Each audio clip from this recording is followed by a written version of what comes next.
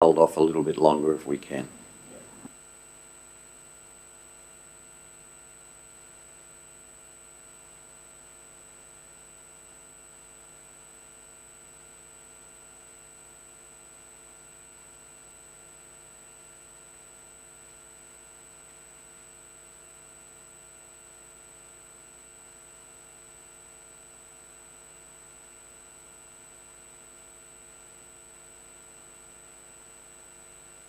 Okay, we will start. The live stream is going, and we have one speaker that we're still trying to connect with, so Guru can keep trying to contact him while we get started.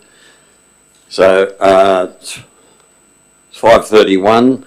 This is the Ordinary Council meeting of Monday the 15th of December. In accordance with the Local Government Act of 1993, Cowra Council is recording this meeting and will upload the recording to Council's website. By speaking at this meeting, you agree to being recording and having that recording published in the public domain. Please ensure that when you speak at Council meetings, you are respectful to others, use appropriate language at all times.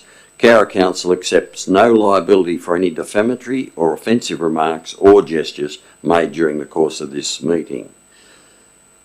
We acknowledge the traditional custodians of the land on which we gather, the Wiradjuri people, and pay our respects to elders past, present and emerging. Attendance, apologies and application for leave by councillors. I have an apology from Council Cave, who is on leave, and everybody else is here, I believe. Aren't they? 3, 6, 7. Oh, Councillor Wright is over there. Right. We need a motion to accept that apology. Councillor Horton and Councillor Watt. Councillor Horton. No, not required, thank you. Councillor Watt. Anybody else like to comment? I'll put the motion. All those in favour? Thank you. Disclosures of interest. Councillors and staff, please indicate in relation to any interest you need to declare. A, what report or item you are declaring an interest in, whether the interest is pecuniary or non-pecuniary, and C, what is the nature of that interest. Councillor Fagan. I have a non-pecuniary interest in number 5.2, as I'm Secretary-Treasurer of the Cowra Business Chamber. Councillor Speechley. I have a non-pecuniary interest in item 4.9 as my employer is the applicant. It's a DA application, so I'll leave the room. Councillor Watt. Thank you, Mr. Mayor. I have two declarations of interest. Item 4.9, a non-pecuniary interest where a family member is involved in the submission, and I will leave the room. And item 4.11, also a non-pecuniary interest where the family member was involved in the preparation of the objection, and I will leave the room for that as well. Anybody else? Okay, thank you. Presentations, we do not have any, but public forum we do. We have 5 members of the public who have registered with the General Manager's Office to speak on item 4.11.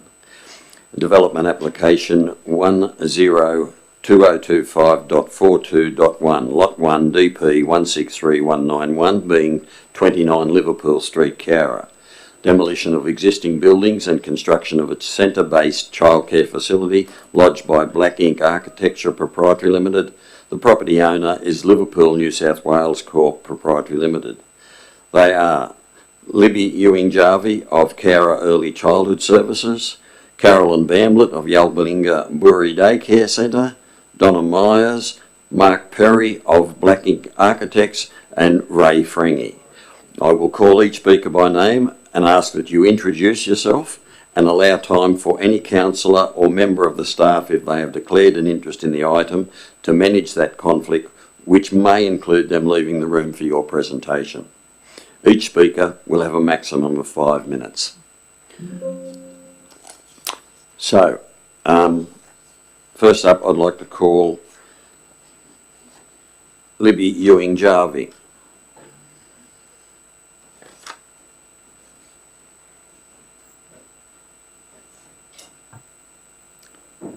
Sound on? Hopefully not too close. Thank you, councillors, and those joining on screen, on Teams. My name is Libby Ewing-Jarvie. Before I begin, I want to acknowledge the recent tragedy in Bondi. Our thoughts are with those affected in moments like these. The importance of safe, connected communities is brought into sharp focus.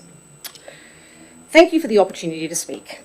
I come to you today not only as a representative of Cowra Early Childhood Services, but as someone who deeply values the role that Council plays in shaping the fabric of our community. I stand in unity with Good Start and Yarbalinga as community-based and not-for-profit early childhood services who value quality of care over profit. Our objections to this DA are well documented and available to you all. This is not about opposition for opposition's sake. It's about partnership, trust, and the shared responsibility we hold to ensure that decisions reflect both compliance and conscience. Early childhood education in the Cowra community is a delicate ecosystem. Each service is not just a business, it's a lifeline for families, a workplace for educators, and a cornerstone of trust. When educator shortages already strain existing centres, introducing a new service without careful planning risks fragmenting that ecosystem. It can destabilise staffing, weaken established programs, and create competition where collaboration is needed most.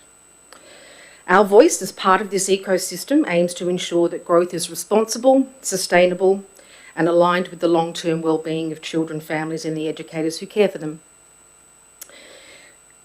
I understand that Council operates within the bounds of legislation, codes, and prescribed processes. There are limits to what can be controlled, and we respect that. But within those limits, there is still room for leadership, room to influence outcomes in ways that uphold community confidence and protect the quality and enjoyment of life for people in our community. When those opportunities arise, they should not be dismissed, diffused, or ignored. They are the moments that define Council's legacy as more than an administrator of rules, but as a custodian of community wellbeing. We acknowledge the applicant's amended plans, and thank you, Larissa, for sharing those. Acoustic fencing, veranda screens to reduce noise, and overlooking the neighbour's property. A proposed noise management plan, limiting outdoor play to 2 hours morning and 2 hours afternoon, shade sails and landscaping to soften visual impacts. These changes matter. We appreciate them. Yet even with these amendments, some issues remain unresolved. Not because of unwillingness is my guess, but because they require enforceable conditions to ensure promises translate into practice. I've come to learn that planning is a very specific technical exercise, but that it is also a social contract. When Council approves a development, it signals to the community we have considered your voice and we have acted within our power to protect community interests. Enforceable conditions are the bridge between policy and trust. The remaining gaps are a shortfall of 12 parking spaces remains. Reliance on public infrastructure without enforceable measures creates risk for safety and amenity. Acoustics and privacy concerns should be conditioned in writing, not just viewed as consideration in amended plans. These are reasonable requests. Council's role in our community in general terms can sometimes be underestimated. You are so much more than arbiters of compliance. You are stewards of trust. Every decision you make ripples beyond the boundaries of a single lot. It shapes how the community feels about governance, fairness, and the value of their voice. Governance is not just about what you must do, it's about what you choose to do when the community is watching. Childcare growth in Cowra must be responsible, transparent, and fair. This decision is a test of Council's commitment to the community participation plan and its promise to support community-based services. Until enforceable conditions are applied across the areas that are not fully resolved, Council can choose to defer or reject this DA. Finally, I want to acknowledge that together we have solved complex problems and created opportunities that have made a real difference for families in Cowra. When decisions are made transparently and inclusively, they strengthen trust and deliver outcomes that serve everyone, families, educators, and the broader Cowra community. I believe that that is the vision that we ultimately share, And it's why I'm asking for a pause and a rethink on this DA so that we can align with that principle once again. Thank you. Thank you, Libby. Donna, I might ask you to come up next. Carolyn Bamblett That's an has apology. indicated that she may be late or may be an apology. So we'll work with Donna Myers. If you could come forward, please. Good afternoon. I'm the owner of the property 31 Liverpool Street, Cowra, which is the property which will be most affected by the proposed development. Thank you to all the councillors, which was the majority of you, for taking the time to reply to my email raising my concerns after last week's general meeting. I was very disappointed that none of you took up my invitation to come and view the proposed site for this childcare centre for yourselves from my back deck, but you have all been provided with a photo which has been taken by planning consultant Patrick Fitzsimmons on site, which shows this for you. A meeting was organised on site with council staff, planning consultant Patrick Fitzsimmons and myself on the 20th of November 2025, so council could see the significant impact this development would have on the quality of our family life and the use of our only outdoor living space. They agreed that it was not appropriate, both from a privacy aspect and having to utilise a noise management plan to achieve the acceptable sound levels, which was not really feasible. Patrick suggested that the whole design could be flipped, creating less impact on both neighbouring properties, which council staff agreed to put to the applicant. On December 5th, we got notified it was going to Monday's general meeting on the 8th of December. Their solution to the privacy problem was a shade cloth, which we were not notified or consulted about. With 64 children, 13 staff, lots of visitors coming to the centre for various days, parents' days, grandparents' days, whatever, within such close proximity, with only perspex and shade cloth to offer any privacy and acoustic relief, it will greatly impact myself and my family to the point where my back deck will be unusable. They have also changed the hours of operation in the original application from 7 a.m. to 6 p.m. to 6:30 to 6:30 a.m. to 6:30 p.m. Again, without any notification or consultation. Doesn't this change in the development application require re-notification to neighbours? A noise management plan doesn't solve the noise problem. It is, after all, just a plan that relies on staff, families of 64 children and visitors reading and adhering to it. What consequences are there for breach of this plan? How can there be consequences? This development will be sold as a leased investment property, making a substantial profit, just like Little Kindy was. So I fail to understand how conditions in a DA can have an impact on future tenants and protect nearby residents. Council received 3 objections written from 3 other child care services in town. Council's response to their objections was dismissed with, "It is considered unreasonable for council to take business decisions and potential economic competition between private firms into account in the assessment of development applications." Only one objection was from a private operator who has been in talks with council staff regarding their staffing issues and possible solutions. Introducing another centre is counterproductive to council's efforts regarding staffing issues at Good Start. Yalpalinga and Cowra Early Childhood Services are both not-for-profit, community-run centres, and they have both voiced objections about their concerns should this centre go ahead. This isn't an application for another tobacco shop in town. This involves the community. Childcare and the ongoing quality of that childcare is a community concern. This concern has been expressed by our local childcare experts and seems to be largely ignored by council staff and councillors in this instance. Regarding child safety, last week you debated for 15 minutes in the general meeting on an issue regarding child safety, working with children checks and council's obligations and possibilities now and in the future, which is all very good. But all of you claim the importance of child safety. Meanwhile, all 3 objections from other childcare centres written by qualified childcare educators highlighted child safety in various areas in their letters of objection. Did you take the same amount of time to read and consider these objections and their concerns? I have received comments that these objections were submitted after the date for submissions had closed, so considering their submissions was a courtesy. To be clear, in this regard, Cowra Community Participation Plan states, submissions in respect of a development application that is notified under this plan must be received by council within 21 days of the date appearing on the written notification letter, or alternatively within such additional period as may be deemed appropriate by the council or its delegated officers. If council officers have included that information for you, shouldn't you take that information into account? I spoke to Josh Newer at Cowra Council on the 6th of August, the day before submissions closed, as I had not received all the necessary information to make an informed decision, and received this advice from him via email. That per section 4.16 of the Cowra Community Participation Plan, Cowra will not provide an extension of time within which it will be possible to make submissions. However, I note this application will need to be determined at a council meeting, so we may be able to consider a late submission made in the next week. I recommend you provide your submission, including any ground of objection, as soon as possible. I have attached a copy of the acoustic report and traffic and parking reports for your consideration. I've also included an amended statement of environmental effects, which was the day before submissions were due. The above mentioned acoustic report and traffic and parking reports were not provided to me with the original application information, both important documents in determining how this development application was going to affect my family. Council chose to ignore the childcare experts' concerns, highlighting a $1.5 million development must be a good thing for the town. The builders are from Sydney, so we certainly won't see much of that reinvested back into the town.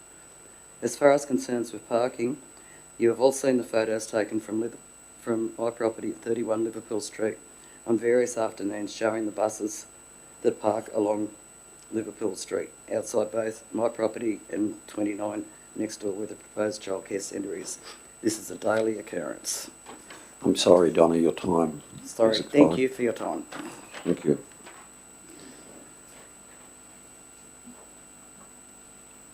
Next we have Mark Perry of Black Ink Architects. Can you put your video on, please, Mark?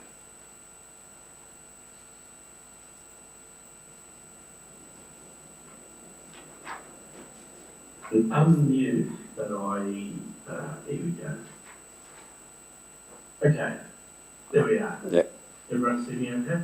Yep.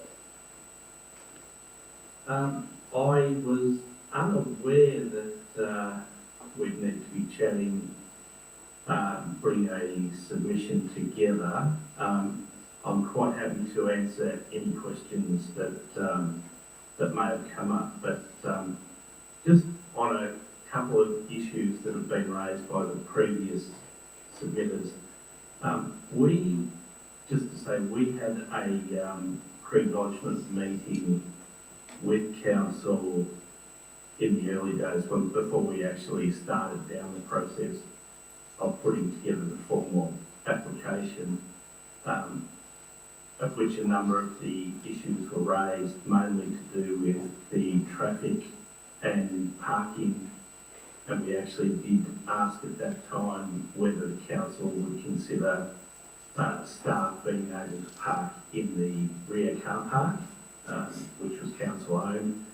At that time we were told that the council had no objection to that if we made a formal application. So car parking wise, we've worked on the assumption that the Liverpool Street frontage would be for parents and visitors dropping off kids and collecting children. The long-term staff car park would be to the back, which wouldn't affect the visitors and children. So I'm not really, that was where we went to from there. We actually did get a request or a comment from council regarding flipping the project over. When we looked at that process, we actually thought that it would basically just shift the problems that were raised away from 31 Liverpool Street and put them onto the other property at 27 Liverpool Street. That we thought, given the fact that we were lower on the site than 27 Liverpool Street, it would be a better outcome for 31 Liverpool Street being able to look across the top of our project and still maintain their views, which I think we've shown in our submission illustrations. So I'm happy to answer any questions. I defer to John Frangie as to do with operations and issues that have been raised about those sort of things. Okay, thank you, Mark. And it's been remiss of me that I didn't ask councillors if they had any questions for our first two speakers. So before we go to Mark with questions, does anybody have any questions of Libby Ewing-Jarvie? Okay, does anybody have any questions of Donna Myers? Okay, thank you. Does anybody have any questions of Mark Perry? Thank you. Councillor Speechley. Thank you, Mark. Just on the mention that you just made of flipping the design and you thought that the impacts would be equal, my experience is that sound rises. So, for instance, people who live on the low side of a highway where there's a wall to buffer sound, you don't hear the highway. But for those people who live in an elevated position above the highway, you actually do hear it quite significantly. So I'm just curious about your experience as an architect of that, if it's just I've been fortunate maybe where I've been and felt that, if you don't mind.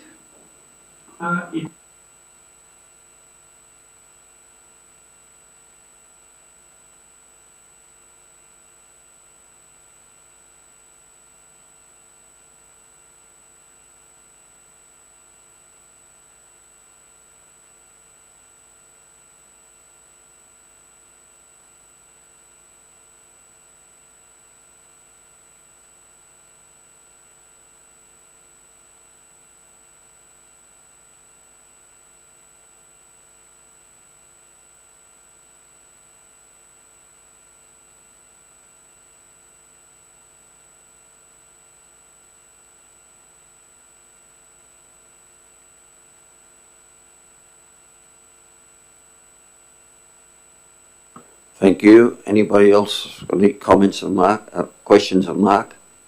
Councillor Wright? Yeah, thank you. You stated that staff could park in the public car park, but now it seems like you're going to put them on site. Is that what's happened? Is it? The staff car parking wouldn't be on site.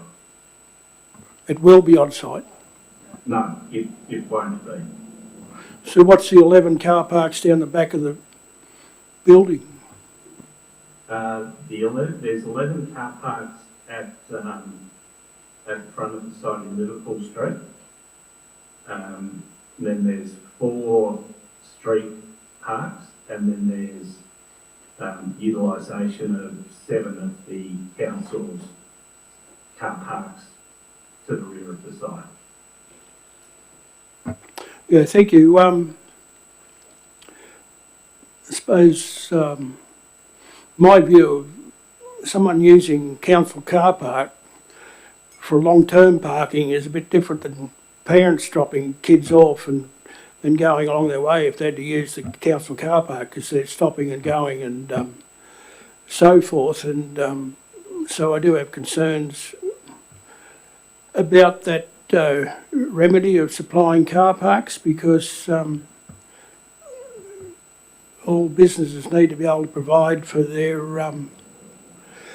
staff and customers parking facilities, and I don't think what you're offering is in the true sense of what a public car park is for. And I also question your, I presume that you people did the transport network flow, is that right? We didn't, but the client had someone commission do a traffic report, yeah. Yeah, I'm only a bush lawyer and whatever, but there's a lot more than 6 buses go around that go out of Brisbane Street into Liverpool Street each morning and in the afternoon, and I don't think those figures hold up. It is a because it's on the route from the Cowra Public School up around to St Raphael's School and so forth, morning and afternoon. And I think that those figures aren't telling the true truth, but you put that there and you've signed your name to it, so we've got to deal with what you provide. And will there be access, all purpose? I'm a bit long-winded. Is there disability access from the back up to the front, or that the only access is in through the front? The only access is through Liverpool Street from the front. Right, thank you. Now, you've mentioned this is going to be built in a hole and the people next door will be able to look over the top. Is that right? Looking at the way we've modelled it, yeah, we believe that from the deck of 31, they will be able to look over the roof. Thanks very much. Proposed building. Thank you. So, in doing so, how's the exit from Liverpool Street into your building not going to be a steep exit? If you're going to be able to build a building that's 4 metres high or something, and they'll still be able to look over your roof, you'd have to dig the hole and people get into it. So how do they get into it safely with prams and so forth, or older people dropping them off and not being able to go down steps?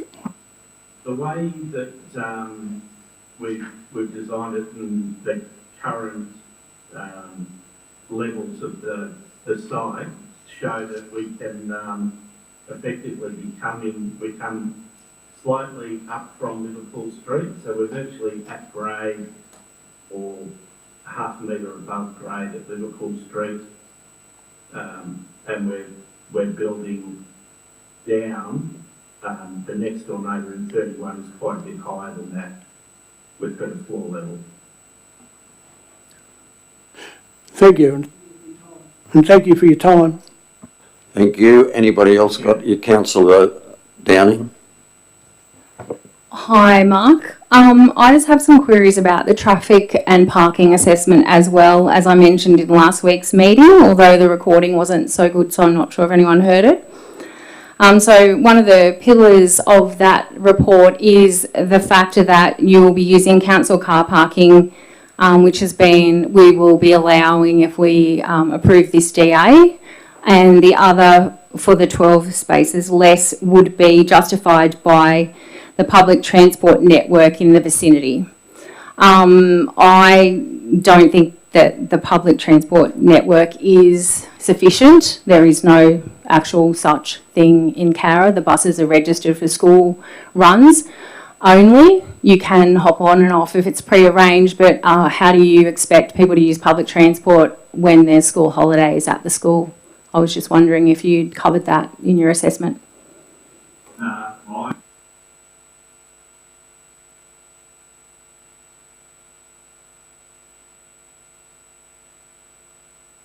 Sorry.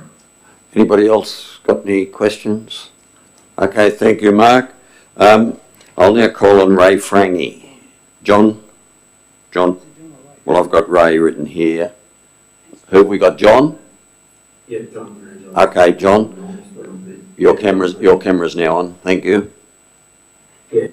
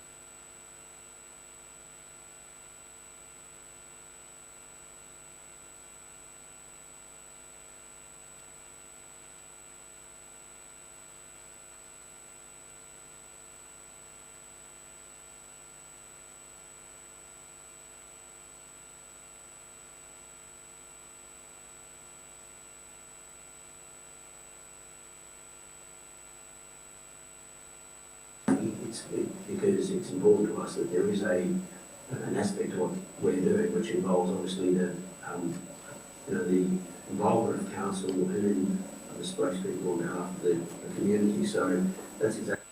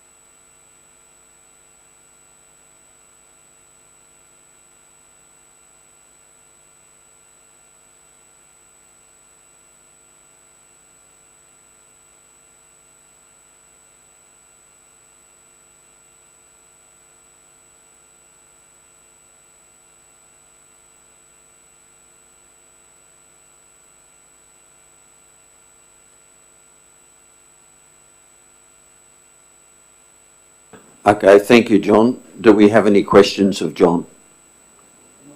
No, I'm sorry. No, councillors, sorry. No questions? Okay, thank you, John. Thank you, Mark. Thank you all. We'll get the other councillors back in, please.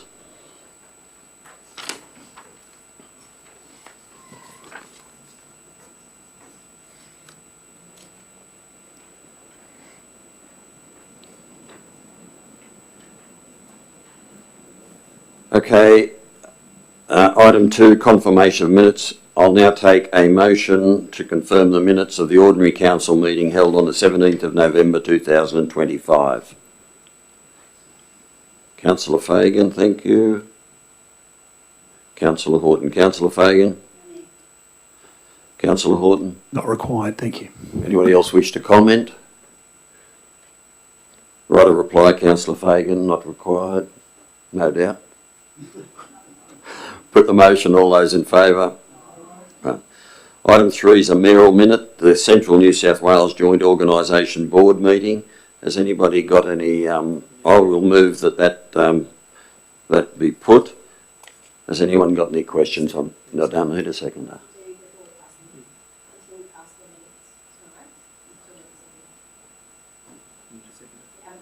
I'll take a seconder. Certainly, Councillor Kiss.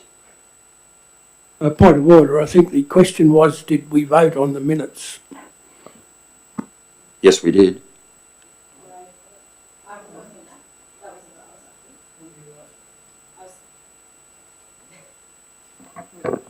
Sorry, the mayor was indicating he didn't need a seconder for the mayoral minute, which is going to be the rules if we adopt the meeting code tonight, but it is not currently the rules, and that's what I was clarifying.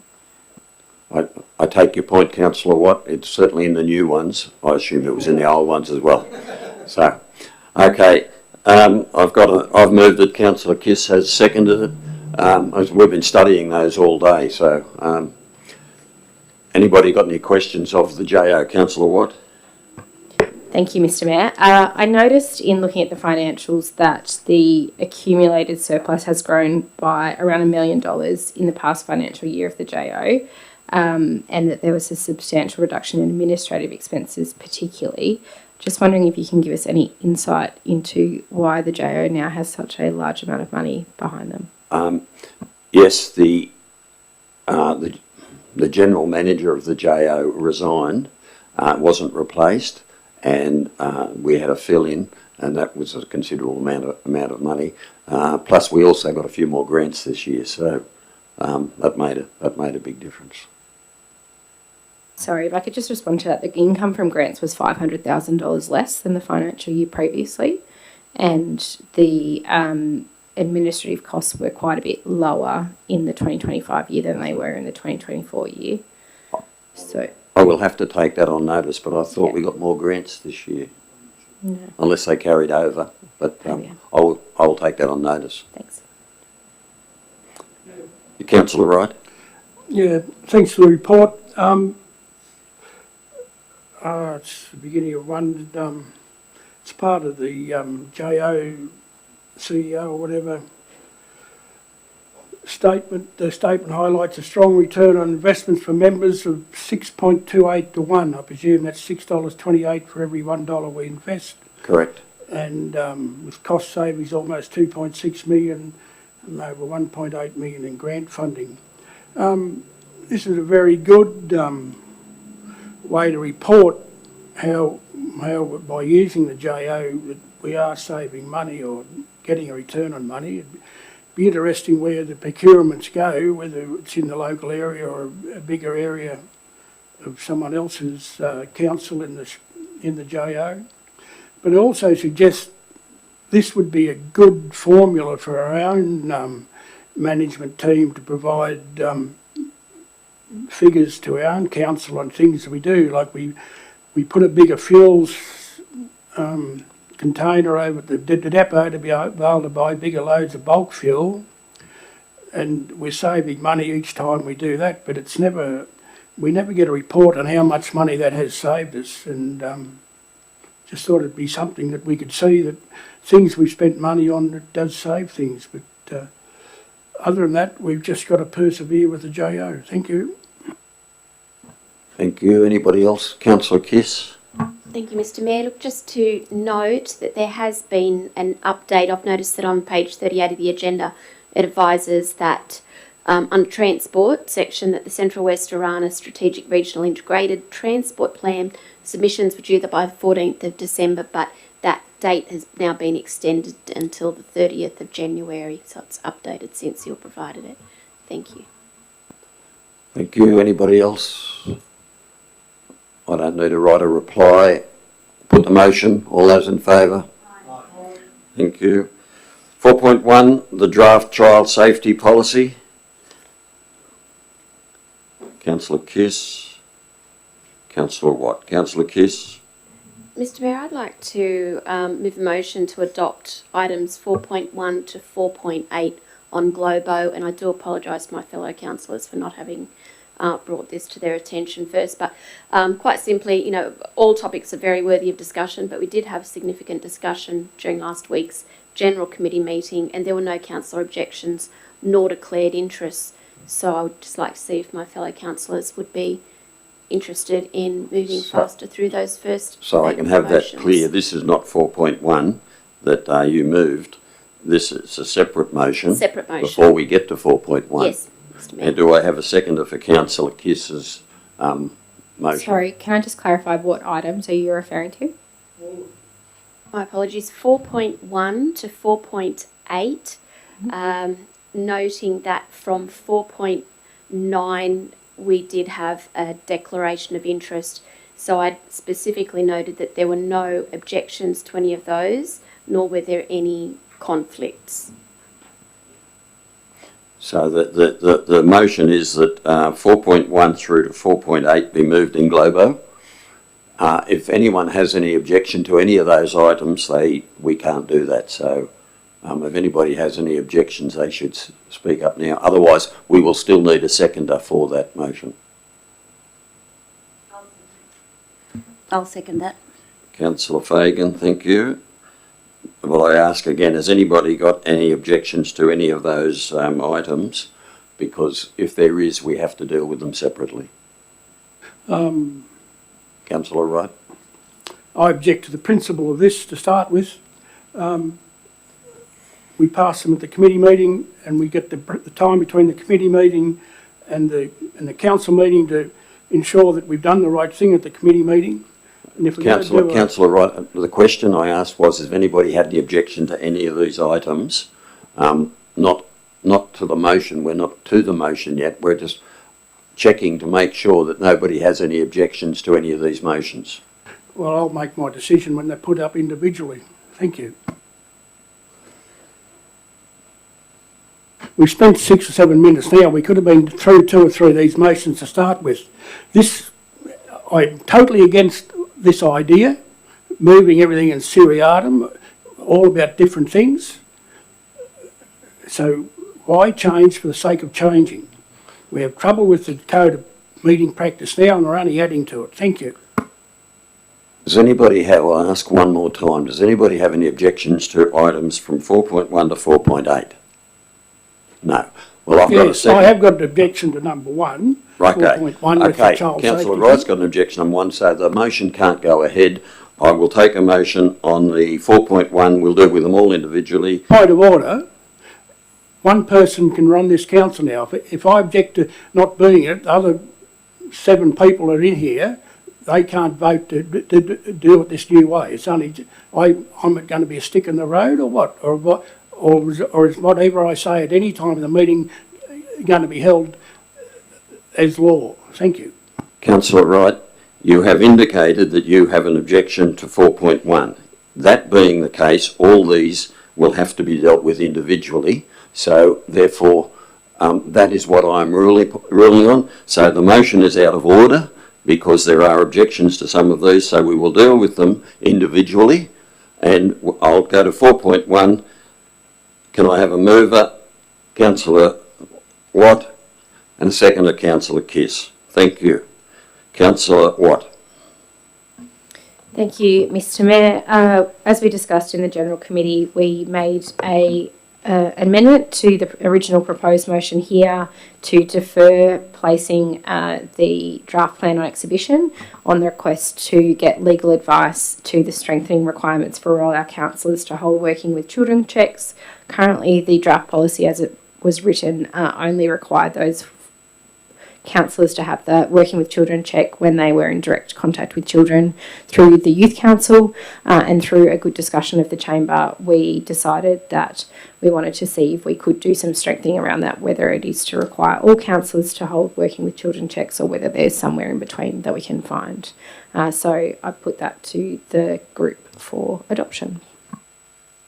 Councillor Kiss. Nothing further, thank you. Any other comments? Yeah, the question, so we haven't received any we've got no legal opinion since the last meeting. I'll put that to the General Manager. That's right, Mr. Chairman. I have made contact with Local Government New South Wales, and an officer from Local Government New South Wales has indicated he'll get a reply to me, but it wasn't going to come before this meeting. Righto then.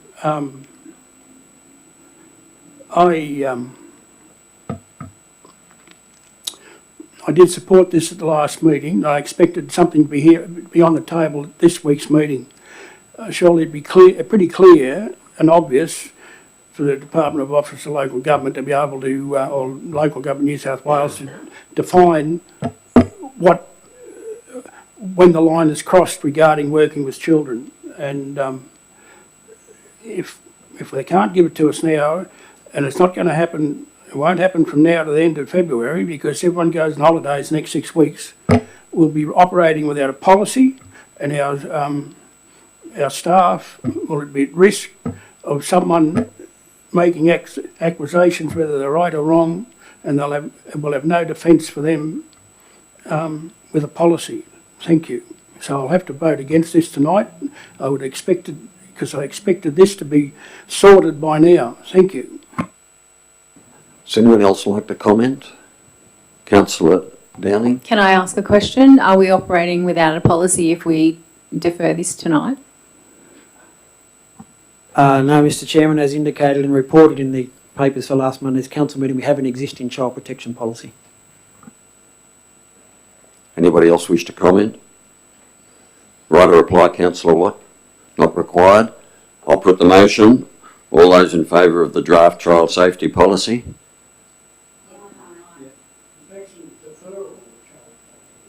This is, I don't think the motion is as we've got there. It's not for deferral, it's for to deal with it. The draft one, the draft child safety policy, it be accepted. No, it's deferring places, not exhibition. So it's going on to exhibition. Been deferred. Councillor Watt, is that your motion? Yes, my motion is the same as last meeting, that we defer to get legal advice and that the staff come back to us with legal advice to adopt in the future. So the motion is to defer it. Okay. The motion is as I'll written. put that motion. All those in favour? Passed. Thank you. 4.2, Section 355 Committee Draft Minutes, the CBD Committee of the 17th of November 2025. Councillor Watt. Councillor Horton. Thank you. Councillor Watt. Thank you, Mr Mayor. We discussed this in detail at our previous meeting.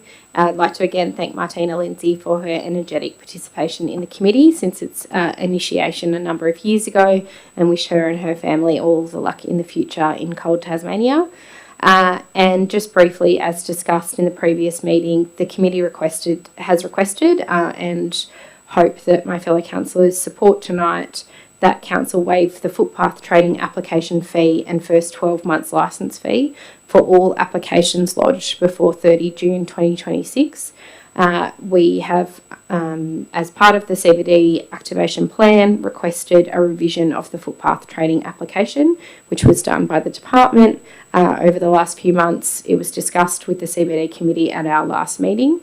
And through the conversation, it was identified that the cost of application for many people is prohibitive and has been a barrier to engagement. So the CBD Committee and Environmental Services Department have put together an idea on how to work together to promote this to businesses, and that both will go out and do some door knocking and talk to people about joining up before that deadline as an incentive to get more compliant footpath trading.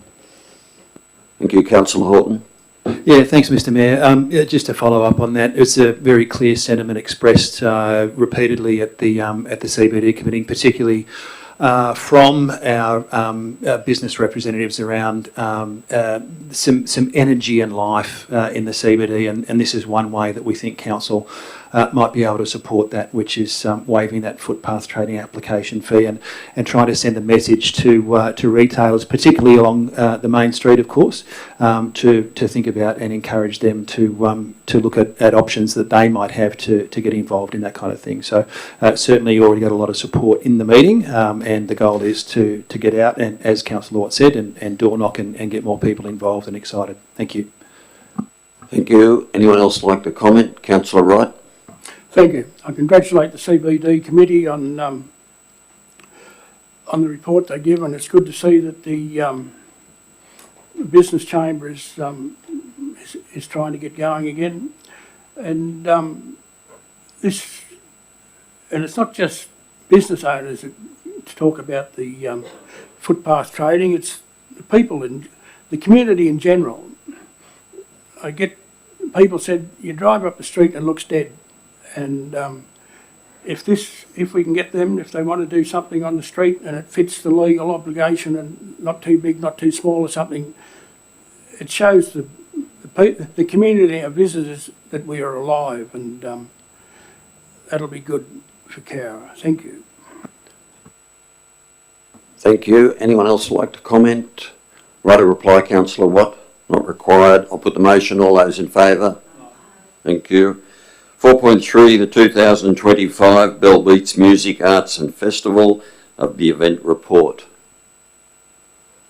Councillor Fagan. Councillor Horton, thank you. Councillor Fagan.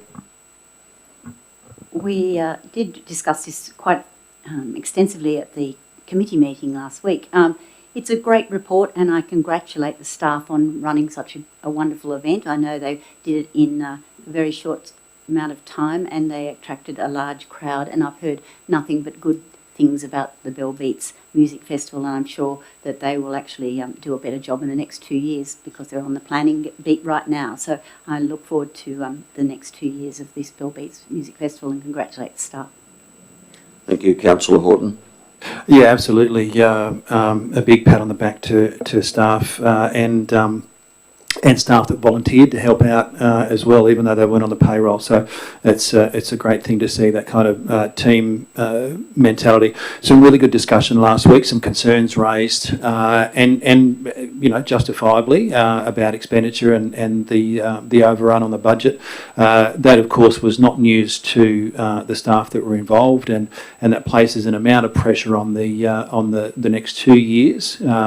But there's already discussion and planning underway as to how that might be mitigated moving forward. I think there's a lot of goodwill around making sure that the festival gets bigger and better. So I'm sure Council will continue, and councillors will continue to support it. Thank you. Thank you. Anyone else wish to comment? Councillor Kiss.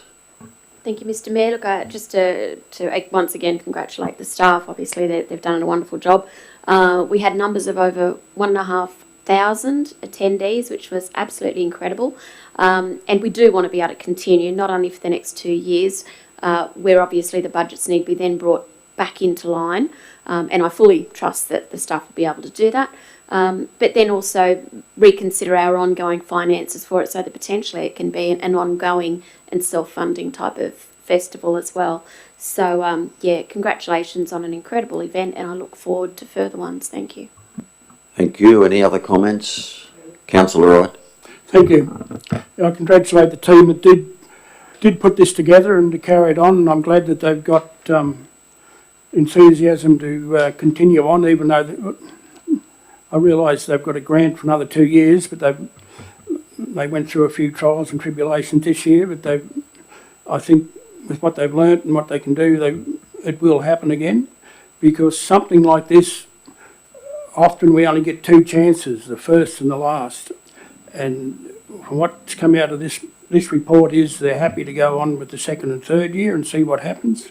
I also think it's a great incentive for the Civic Centre itself, the art gallery and the library, to see what can happen in this area of the council areas, and it might bring more activities that they might feel like bringing to Cowra now, which would fit into this space and create more visitation to the area. Thank you. Thank you. Anyone else wish to comment? Right or reply, Councillor Fagan. Put the motion. All those in favour? Pass. Thank you. 4.4, donation Alex McFarlane, the Australian Junior Squash Championships. Thank you, Councillor Downing. Councillor Kiss. Thank you, Councillor Downing. This was discussed last week as well. Alex McFarland has asked Council for a donation of $550. The event has already happened, so that's not normally the way we do things, but the actual application was received before he attended the tournament. He represented Cowra and New South Wales at the Australian Junior Squash Championships over the long weekend. Oh, in September, October, sorry, not long weekend, that was the other one. And he is a fine example of one of our young sports people, and more than happy to support him in his endeavours. Thank you, Councillor Kiss.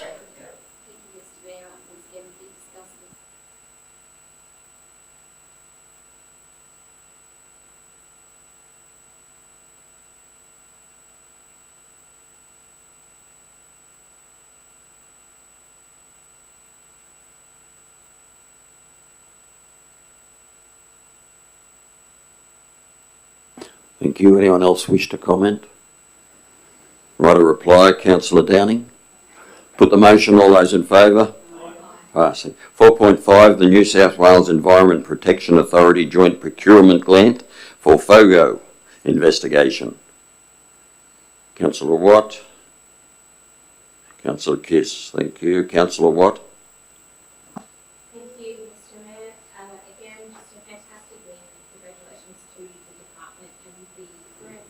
Using Councillor Rock, Cowra, might you turn on your microphone, please? It's on.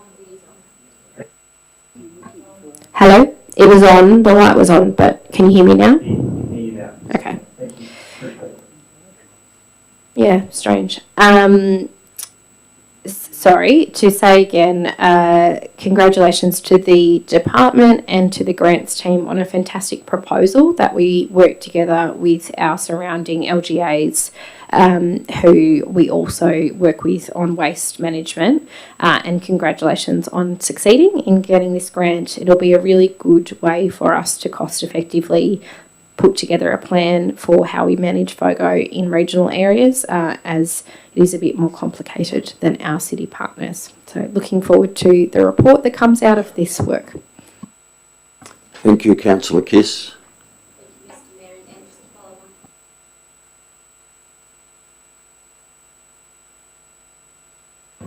Am I working now? Yes. Okay, to follow on from Councillor Watt, all that she said, it's a wonderful achievement whether we've got the grant.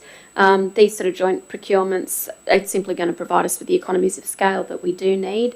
They do have a healthy list of objectives that the investigation's aiming to achieve. And yes, I look forward as well to seeing what comes out of the review. Thank you. Thank you. Anybody else wish to comment? Councillor Wright?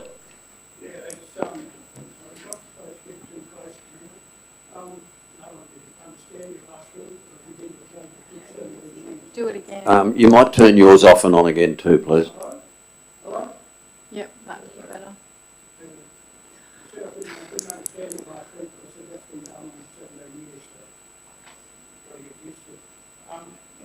This logo investigation it's very important. It's not just the food waste and a few other things that currently going in the waste bins. It's something that we have to try and get out of the system and treat separately. We've already got a very large supply of green waste each year that we do learn. We go to the social Cowra, branches and everything. Not enough is right enough. When a director, when two directors ago indicated that 50,000 tonne a year of bulk stuff out of them, we go through, we take out of the nursery each year. We've got a lot of stuff there to start with that needs to be handled in a better way. And if we get this green waste part organised, we're going to be better product down with it to make a better mulch. And this is very important to be able to alleviate our landfill capacity, to take up unnecessary landfill going forward, and also provide a byproduct which will be useful to someone in the future. Thank you. Anybody else wish to comment? Right, a reply, Councillor Watt, not required. I'll put the motion. All those in favour? Passed, thank you. 4.6, the Water and Sewerage Strategic Plan, Cowra Water Treatment Plant. So Councillor Watt, Councillor Horton, thank you. Councillor Watt?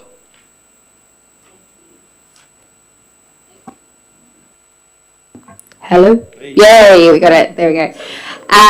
Excellent. So this is a little bit of a procedural motion, but a very important item that we discussed last week. And this is to receive and note a report that we've received about the strategic planning and financial modelling for the Cowra water supply, and particularly to get the staff to continue to look at two options for the water treatment plant renewal. One for renewing it in the timeline currently in our strategic plans of around 2030, and another of delaying that to 2050 with some short-term projects to be done in between.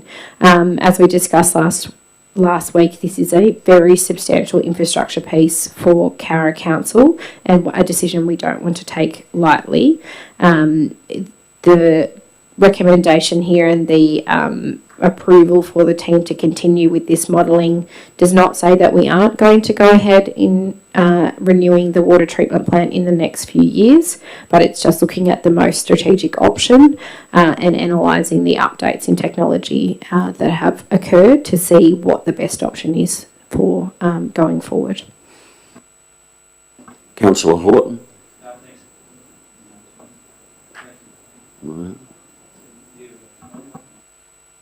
Hello. Hey, there we go. I'll be brief while it works. So yes, a lot of important work done already here. This is a significant piece of work, which is why it needs to be done, and it needs to be done diligently. Of course, it's a significant investment, but we need to make sure we've got all options on the table so that we can, make the best decision we can, given that we're trying to set ourselves up for years and years into the future with a new water treatment plant. When we do that, and or making the current water treatment plant last a little bit longer if that's what we have to do. So important work, and very important that we get it right. And thanks to the team for doing what they've done already. Thank you.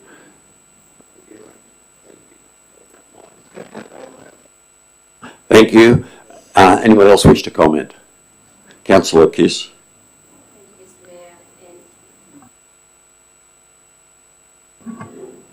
Thank you. Yes. Look, again, just to simply add on there, this is a high-level paper, but it gives us a good starting point for the exploration that's needed. We do have significant risks ahead if we don't deal with this properly. Anything to do with water really is important, but this will take us into not only the current situation, but plan for the growth into the future as well. So it is important that it's done quite well, and it's a priority. Thank you. Anyone else wish to comment? Councillor Wright. I just hope that these pods are acted on in a good time frame. Because I don't want things to drag, I don't want things to drag on where we can do things and everything, and then when we go back to do it, it's far below 22%. Because the decision to upgrade the plant is going to be quicker than we probably think, and especially with the big these lifetime particle things, plastics in the system that we might have to do them. I don't think we have any there at the moment, but like doctors, if they people trying to test, they show you have got something that we haven't got. But we're not doctors, we're drug companies. But yeah, I'm fully supportive of this, but I want to see something that we can act upon in the future. Thank you. Thank you. Anybody else wish to comment? Councillor Watt, right a reply. Not required to put the motion. All those in favour? Pass. Thank you. 4.7, the container deposit scheme sorting line upgrade. Councillor Downing, Councillor Kiss. Thank you. Councillor Downing.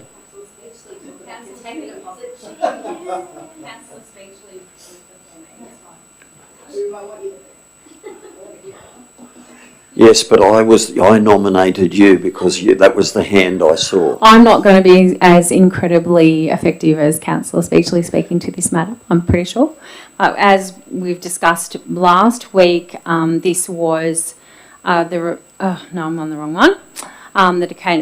The container deposit scheme sorting line upgrade, and it was to let us know what's happening, and everything that's happening out at the MRF is great. This is one of our great income streams, so anything we can do to upgrade it, to help the staff and to work through that is a great thing, I think. Thank you. Who is the seconder? I've got Councillor Kiss. Were you nominated, Councillor? Yes, thank you. That's what I've got written here. I saw a hand rise. Did you raise your hand? You did. I did. Right, thank you. Thank you, Mr. Mayor. Yes, and look, this obviously our machinery is ageing. We know there's been the occasional breakdowns. We're quite aware of that. We know that improvements are needed to be made, keep the avenues of recycling in proper working condition, and that this will also help to put us in line for mid-2027 when we're going to be getting an expansion in the Cleanaway contract. So it's forward looking for that as well. Thank you. Thank you. Anyone else like to comment? Councillor Speechless, no. Okay, does anybody else wish to comment? Yeah, Councillor Wright. This is another important system out there at the MRF that we need to keep up to date to be able to handle the capacities that we're getting in, or if not bigger, because at present, the people that separate the cans and bottles is probably not a very large percentage of our consumers, but as they learn what they can do and how they can do it, we need to have a process out there that can handle increased load. And also be in a situation if something goes wrong and our contract with Cleanaway or whoever their subsidiary is becomes tighter or a bit more difficult, we do have something there to operate someone else, if someone else wants to operate there, or we can be a third party operator in this system. So it's very important to keep the technology up and the efficiency to make life better for our staff out there and keep the town clean. Thank you. Anyone else wish to comment? Right, a reply, Councillor Downing. Not required. I'll put the motion. All those in favour? 4.8, the adoption of the revised Access Incentive Scheme grant funding guidelines. Councillor Kiss, Councillor Horton. Thank you, Councillor Kiss. Thank you, Mr. Mayor. Can you hear me? Yes. Look, this has been discussed quite significantly for quite a while now. The Access Incentive Scheme grant funding guidelines were modified only slightly, mainly to remove reference to eligibility to items areas such as education. It, in general, is up to a $10,000 funding assistance for businesses and organisations to assist with bringing their properties up to National Disability Access standards, quite simply to improve accessibility and inclusivity for all of our residents. Thank you. Councillor Horton. Thanks, Mr. Mayor. It'll please everybody to learn that I have nothing to add. Thank you. Anybody else wish to comment? Councillor Downing. I'm really happy to see this. There were the couple of modifications that were made were about the education department and buildings that were owned by them, and literally that came from this scheme being advertised, the money being upped, and everyone coming on board and trying to make their businesses accessible. And we all know retrofitting is much more expensive. So yeah, no, it's a great outcome and I'm really happy with it. Thanks. Thank you. Anyone else wish to comment? Right, a reply, Councillor Kiss. Not needed, thank you. Put the motion. All those in favour? Aye. Pass, thank you. 4.9 DA 102022.61.3 lots 2 and 3 and 6 DP 1096603 19 Collis Drive, Cowra, section 455(1)A, modification to light industry, modify floor plans and elevations, mod 2, lodged by J.R. Morgan Investments Proprietary Limited. The property owner is J.R. Morgan Investments Proprietary Limited.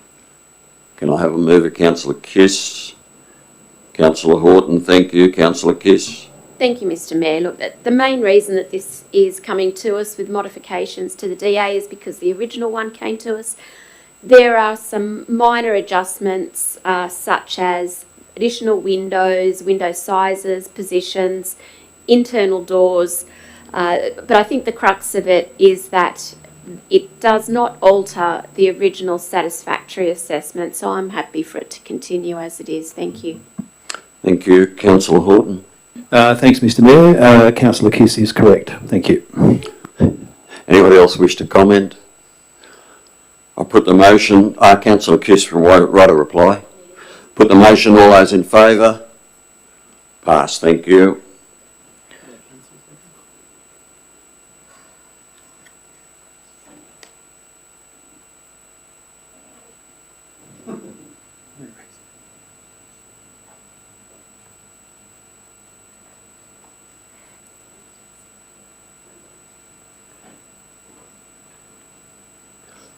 Thank you. 4.1, the draft Cowra Shire Development Control Plan of 2026. Councillor Watt. Councillor Kiss. Thank you. Councillor Watt. Thank you, Mr. Mayor. Just very briefly, this is a very important document, and I often say to people the most important document we decide on as councillors. We've been undertaking a review of our development control plan, but I think unlike other plans that we put forward on exhibition, this is not necessarily as finished as the other documents that we look to, and this is one we really want to put forward as something for our community to look at and to think about the type of town community infrastructure that they would like to see in the future. This sets the rules for how everyone builds their houses, builds their businesses, as we've discussed at length today, and shapes a lot of our future as a town. This will go on exhibition early next year for an extended period, and there will be a number of opportunities for people to meet with our planners in person in the main street to ask questions and review the plans. It is a very long and substantive plan, but worth the read, in my opinion, the 1,111 pages or something like that. And I'm really excited to see here that we've made some adjustments in reflecting on the last couple of years, particularly for me, ingraining the changes in the Valley View estate, improving and expanding on protections to encourage both solar heating within your house, access to solar on your roofs, and in changing our provisions around garages and secondary dwelling styles so that we can enable more people to house large caravans on site without having to come to us for an amended DA. We know that caravanning is very important to our community and very important to many people who come through Cowra and want to live here. So we wanted to make it so that people didn't have to go through a complicated process to get that kind of extra couple of centimetres to fit their caravans in. So I think it's a good plan, but I think there's still lots of room to move if people have ideas about what they want our town to look like. Thank you. Thank you, Councillor Watt. Councillor Kiss. Thank you, Mr. Mayor, and thank you, Councillor Watt. Very well articulated. Look at it, and I certainly agree. I think this is arguably one of our most important documents that we endorse as councillors, because it shows what we want for housing and planning for the future. And look, this is actually a whole new document, reason being that there were a lot more regulations to be incorporated, so it was a complete rewrite, and I'd be very interested to see what our locals have to say about it. But in particular, I'm excited because it's outlined the way in which we want to incorporate the Cowra Housing Strategy 2025. We want to drive for housing growth, but we also want it to be responsible. So I look forward to seeing what our submissions come from the public. Thank you. Thank you. Anyone else wish to comment? Councillor Wright. Yeah, it's a bit daunting. You put as Councillor Watt said, how large the document is, put out on display and ask for feedback. The feedback be probably from more so possible developers, or actually developers now, or town planners and so forth. What I've found with the DCP is we think we put something in there that's going to be operational and give a bit of flexibility, but the Planning Institution of Australia, this is what they feed on, and they start to work in little things everywhere and that, or they might ask for a slight adjustment or something which sets a precedent for someone else. But it is important that we do have a workable DCP to put forward, and that we can make decisions consistent on every application within reason, and it allows organised development. So I wish anyone well that wants to read it all and make a comment, and certainly it covers every part of council planning business. It's not just for farmland or industrial land or residential, it's how everything else fits in, and I hope we do get some feedback. Thank you. Thank you. Anybody else wish to comment? Right, to reply, Councillor Watt. Not required, thank you. I'll put the motion. All those in favour. This is a show of hands, councillors. All those in favour pass. Thank you. 4.1 is the next one, which is the DA in Liverpool Street. Before we do that... Point of order, sorry, Mr Mayor, I'm trying to be helpful. You said it was 4.1 last time, it should have been 4.10, and this one's 4.11. Thank you, Councillor Wright. I'm only following former Councillor Jack Mallon's way of each number's got a specific number, so it lines up with the agenda. Thank you. Before we do 4.11, I'd like to have a motion to acknowledge receipt of the amended traffic impact assessment report, which was disseminated this afternoon. Councillor Kiss. Councillor Fagan. Thank you. Councillor Kiss. Not needed, thank you. Councillor Fagan. Just to thank the Director for forwarding the assessment. Anyone else wish to comment? Right, a reply, Councillor Kiss. Not needed, thank you. I'll put the motion. All those in favour? Pass. It just had to be dealt with before we deal with 4.11 or 11, however we want to say. So 4.11, DA application 102025.42.1, lot 1 DP 163191, being 29 Liverpool Street, Cowra, demolition of existing buildings and construction of a centre-based childcare facility lodged by Black Ink Architecture Proprietary Limited. The property owner is Liverpool, New South Wales Corp Proprietary Limited. Councillor Downing? I'd like to move a different motion, please. I'd like to move that we defer the decision on this DA. I think the reduced meeting time in December hasn't allowed discussion about questions that we all have had, and that I think we should have all the information at hand when we make a decision. Is there a seconder for Councillor Downing's motion to defer? Councillor Speechley, thank you. Okay, Councillor Downing, you'd like to speak to your motion? I would. The new traffic assessment we only received at 1 p.m. today. And then it's in our late notices. I don't think that was enough time to actually read it, but in my cursory reading of it this afternoon, there still appears to be some errors, and I'm not confident of passing a DA based on this report. Remembering that one of the variations is for the business to have 12 less parking spaces, which definitely is covered in the parking and traffic assessment.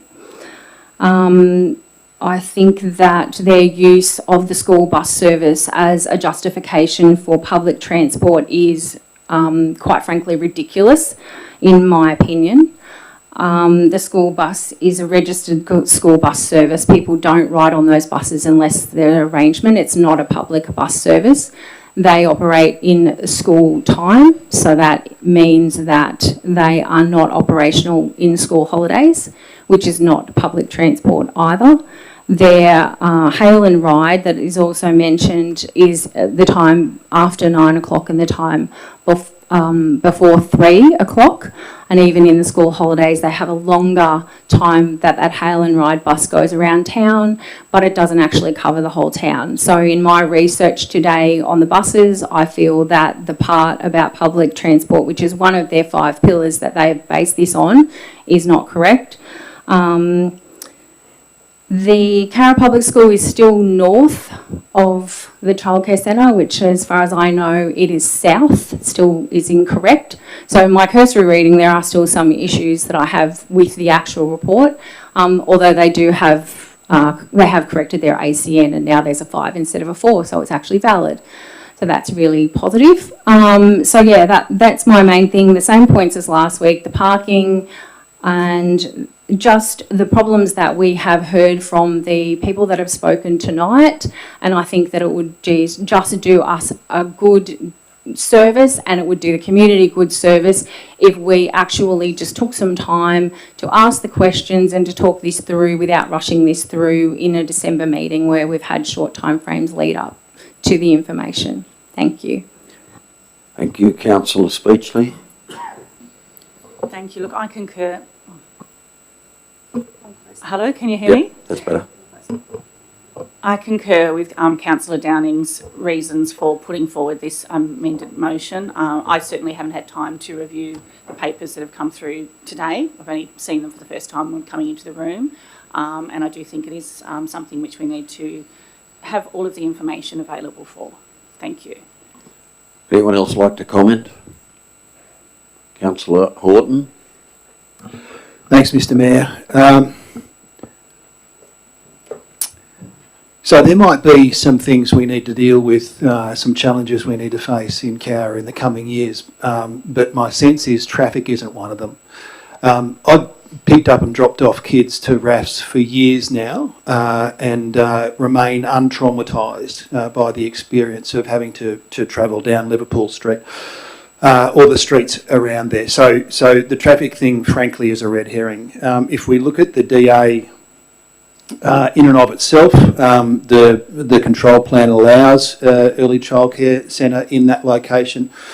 There's other childcare centres in Cowra that are surrounded by residential living as well. They seem to function successfully.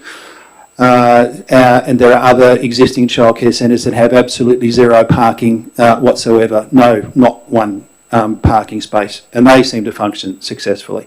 I'm not suggesting for a second that any of those operators are doing anything untoward. As we know, there are different development control plans or different assessment reasons at various times, so I'm not suggesting anyone's done anything wrong.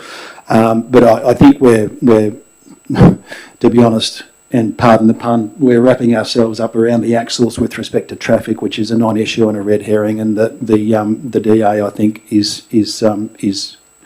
certainly has my support. Thank you. Thank you, Councillor Wright. Yeah, I support the recommendation to defer it for more information.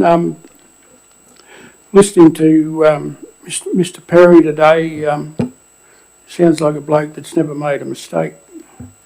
And I just don't, and he said, oh, well, you'll be might be slightly above ground level, living into Liverpool, off Liverpool Street into the building, but then you'll go down with the slope. So it'd be interesting how it all's going to work inside for access for various clients with certain disabilities or parents dropping them off with certain disabilities.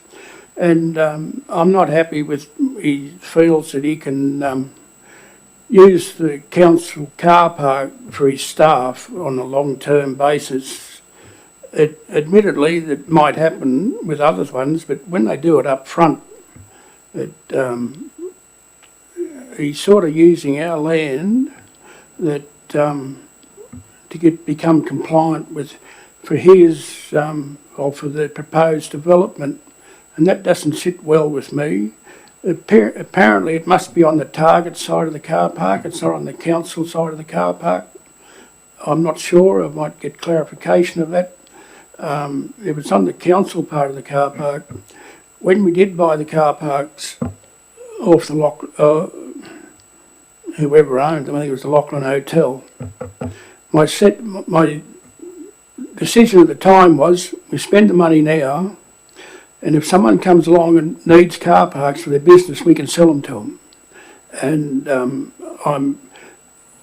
I've been told that the levy of what it used to be 25 years ago is no longer there, and I did state that that was probably wiped when the developers were running the council.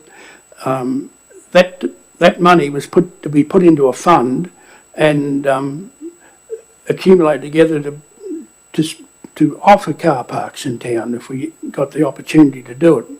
And it's just part of their development procedure that they need. And Councillor Horton is right. Other things have been developed with less car parks and they probably wasn't considered when they were built. However, one car park in Cowra Street, one centre in one part of town, it created a lot of problems with the residents.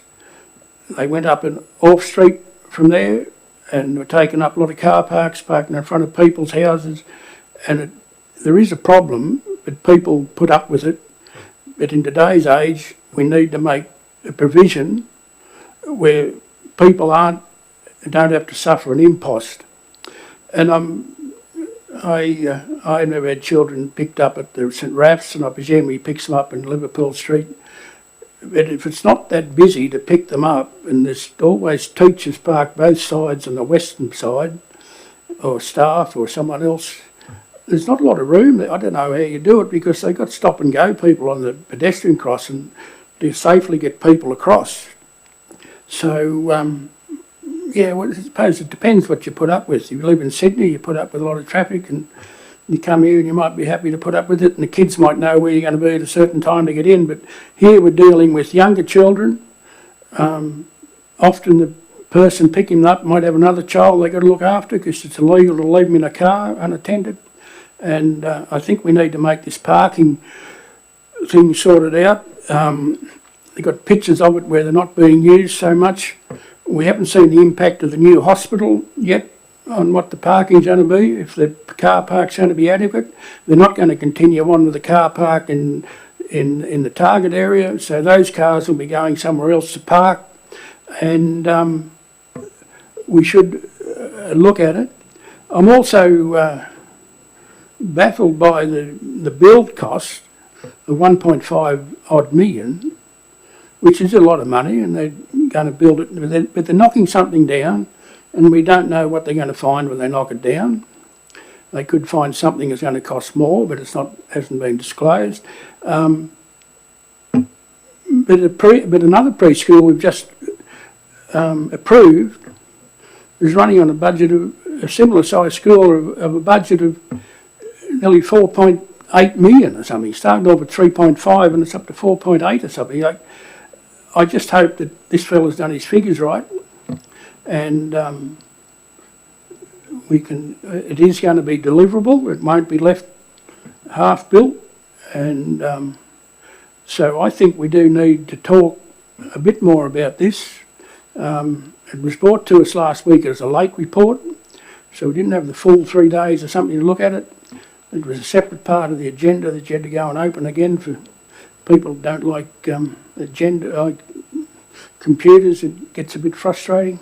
But I must congratulate one of the objectors. I did receive an email this week from them. I did reply to it, and I thought they were very, very polite and relevant to what they were offering.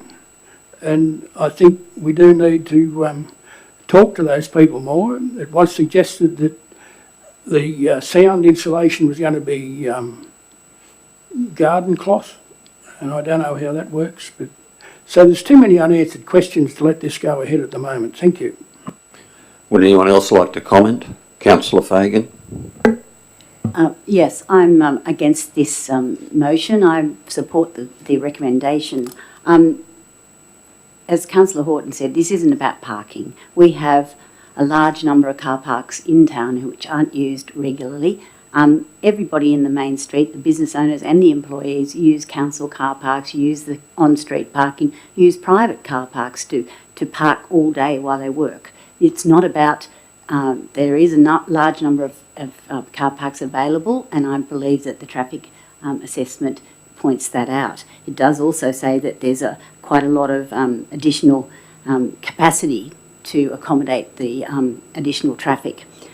I also have dropped off children at preschools and in Young particularly, and they have a similar situation to us. They don't have any car parks in the 3 preschools that I've been to in Young. So it's a case of people being patient, dropping their children off, picking them up, and I've never had any problem with that, and I believe the same is in Cowra. We do have, it is a busy time and it is a busy place, but it does mean that it's from early in the morning and later at night, and when most car parks, when businesses are closed. So it does actually start earlier and end later, a lot of the activity. I think this is, it's actually, it's been very well assessed. We've had lots of information, we've talked about it a lot. I don't know how much more we can actually look at this and come up with a different solution or a change in the patterns. That it's there. It isn't the greatest site in the world for a childcare centre, I'll admit that. It does have access to parking, and I think that's the most important thing. It also does have access so people can come and go as much as they like. It is important that we recognise that it is a business that has come to town and been talking to council and done all the right things, and in fact had a new updated traffic impact statement done as well. So in my opinion, this is actually a good application. It is something that we've been, beginning of this term, we sat round and decided that we needed more childcare centres. We have been very successful in achieving that, and I think that was one of our main aims, to actually say now, well, no, sorry, you can't come because we've got enough, is not a business decision and not a decision of council. So we can't say we don't need any more hairdressers just because we haven't got any more hairdressers. So I think that is a superfluous argument, and I don't believe that that's one we should be taking any notice of. So I'm voting against this motion and supporting recommendation.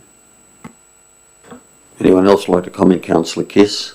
Thank you, Mr. Mayor. A procedural question first. If the vote is not to defer, as in not to accept this motion, do we need to foreshadow that we go back to the original motion of putting the DA forward? I don't believe you need to foreshadow that. Okay. That would be a fait accompli. Thank you, Mr. Mayor. Should somebody move and second that? Yep. Right. Look, I would like to thank all the speakers that we've had today.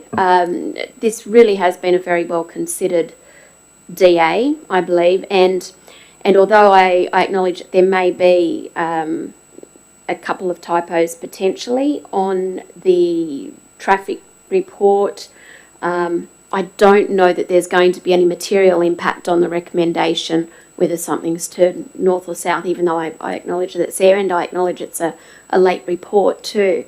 So I'm considering it from the perspective of, if I had more time and that was changed around, would it actually have any impact? And I seriously don't believe that it would. Look, there's the two reasons that this has come to council. One is that we have received a submission within the time, plus the 3 that were late submissions, and obviously to do with the parking spaces, my fellow councillors have said. And look, it's not an ideal spot in that it's on a hill. However, the position itself is within the zoning. It's close to our main street, so that in itself is ideal. It's a huge residential block, 1,800 squares. It's just up the road from a school. These are all positives I can see, and it's actually quite a distance from the nearest childcare centre as well. So I think as far as where it is, I think it's in a top spot.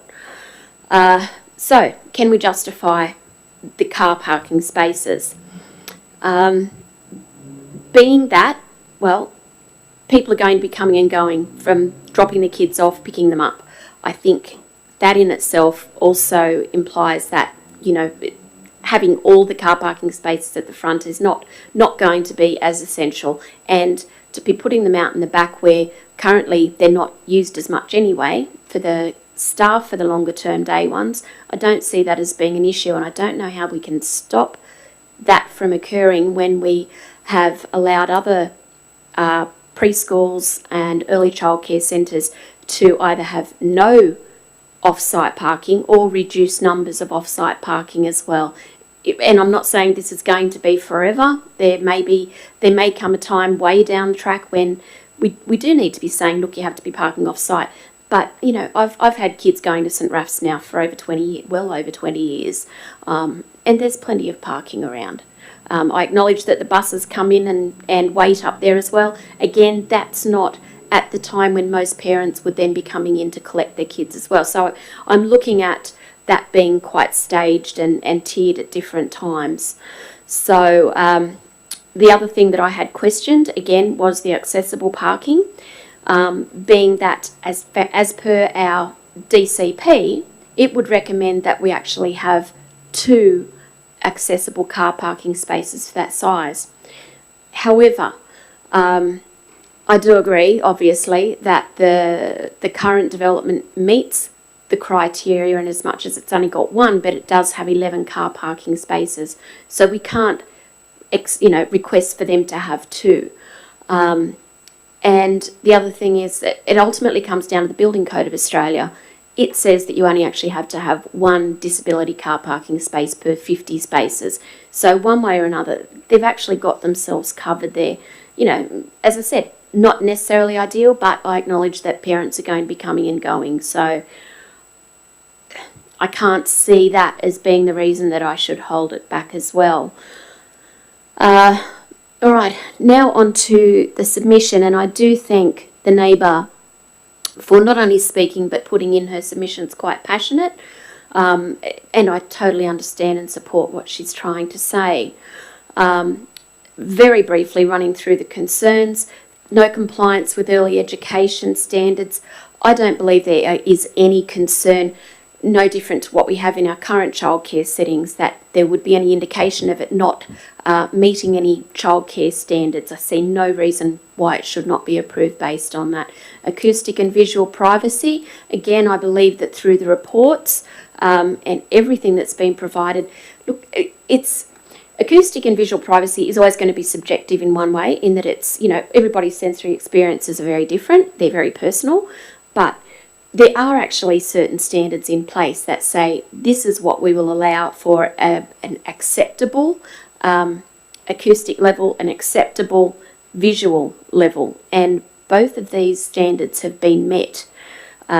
So not necessarily ideal, again, but it's a matter of what is acceptable to some person might not be acceptable to another, so we have to rely on these standards.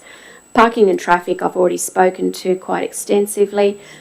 Another concern was to do with the cut of the effect on the property. Again, the property boundary will be, the cut will be 1.5 or 1.5 metres off the boundary side. And it will be, the retaining walls be designed by engineers, so I see no reason that should have any impact on the property at all. And then once again, and I echo my fellow councillors over here about the need for a childcare centre. Look, as we've heard, we're in a childcare desert. We are actually playing to the community confidence and considering the community wellbeing by saying here is an opportunity not only for extra childcare places but for extra employment. What council wouldn't want to be able to provide both of those? So I just see I've really tried to look at it from the devil's advocate side to say, well, how can we not approve it? But I just think that it has to be overweighed by the good reasons for approving it. I think it's going to be a fabulous thing for our town. So I won't be supporting the deferral. Thank you. Thank you. We appear to have had 3 speakers for and 3 against, so I think it's only fair for transparency that I also have a say. I agree with Councillor Horton. I don't believe that the traffic is a problem in the area. We've all lived here for a long time. We've got a fair idea what the traffic is, when it is and how it works. I'm fully aware that the primary school is south of the site. But we know that, so, and it's an error, but we know that it's an error, so I don't have a problem with that. We've been told that we need more childcare so that we can have more people work in the town. We need more childcare, and I think that's consistent with what we've been told. So it's not for us to pick winners and which one we should have and which one we shouldn't. If it complies and somebody wants to build it, it's not for us to say, no, we've already got one, we can't have another one. So I will be voting against this motion. So Councillor Downing, your right of reply. Thank you, everyone. I don't think a parking and traffic expert who doesn't know the difference between north and south is a minor thing in a report. As a councillor, I read these reports and I actually rely on experts to tell me what is going on. So that's what I did with this one. So if I know this person hasn't or doesn't understand where this childcare centre is from what I've read, where it's positioned in the town, what is north and what is south, how do I know the numbers at the traffic assessment are correct? I don't. So that's why I'm saying that we give them time to have a look at this and to give us time to read it. As Councillor Speechley referred to, she has a full-time job and didn't see this until she walked into the room tonight, and I don't think that's the best opportunity to get the best result for council. I think that minimising the traffic at St Raphael's, I also have used St Raphael's for many years, and I think you've got to be kidding yourself if you don't think that in the morning and the afternoon that traffic and parking is an issue in that area. And I've been there many times, and yes, I found a park, but I've never actually been fined for parking in front of the school, so I wonder how many other people, I know lots of other people have. So it's always been an issue. It's not a new issue, and it's an ongoing one, which we are proposing to add to by adding this childcare centre where it is and not assessing it properly with this report. I'd also like to say just about the public transport thing has got me so annoyed. The early drop-off and the late picker are not in the timeframes of any transport that's around as well, which is is one of the pillars, because they're asking for parking spaces to be reduced. That is the variation. So that is totally up to us, and that is totally about what it's about, which is parking and spaces. So thank you. Thank you.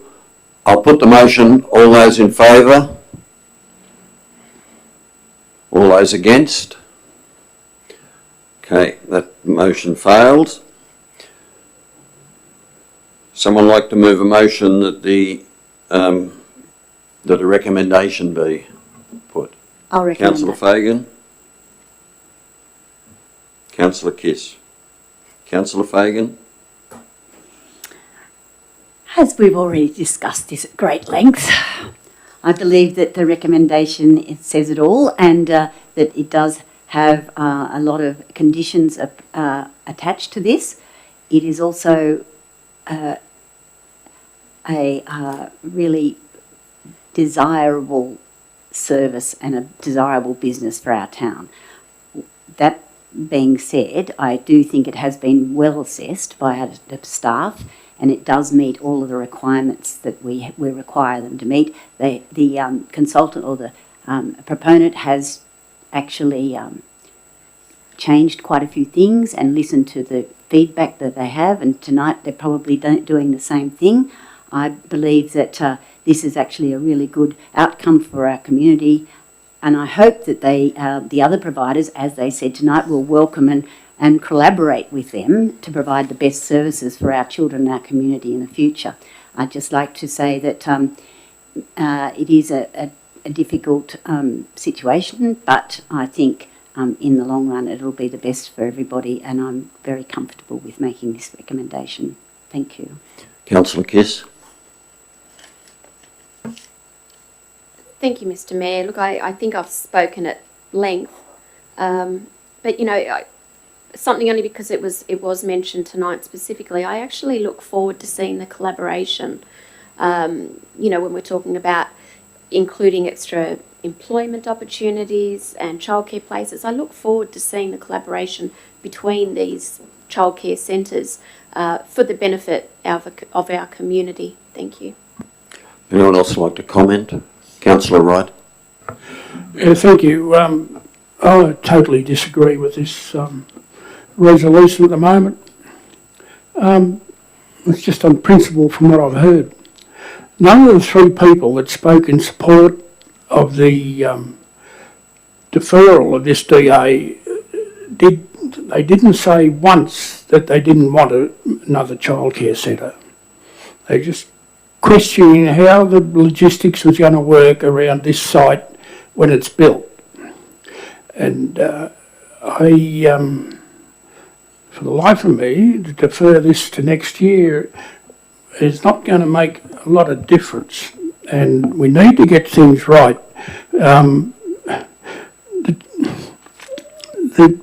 We've got car parks Liverpool Street.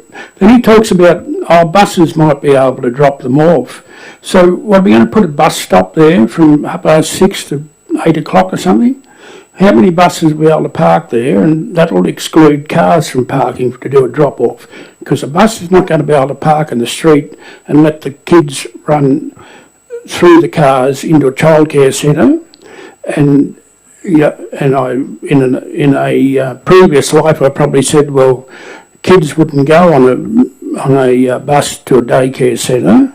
Well, in actual fact, 3 of our children did, and the bus driver used to sign them in. But things have probably changed since the mid-90s, and the bus driver is probably not allowed to leave the bus to go and do it. But so you say you can use buses, that's going to take up car parks at a certain time of the day. And he's talking about 60 children, but there's only going to be 64 children. There's only going to be 16 cars or something delivering children. It's done on the model of 4 children per car will deliver to the centre. I have no idea where he gets this information from. They must have had better breeding principles than some of us have, to have 4 children under the age of 5 all going to the same preschool at the same time. But and then the staff, we're only going to have half the number of cars to staff numbers. So they must be expecting to do a lot of sharing of cars for workers to get to work. And I don't think that happens a lot in Cowra for reasons that only happen in the regional areas where people don't live next door to each other or in the same suburb. And then the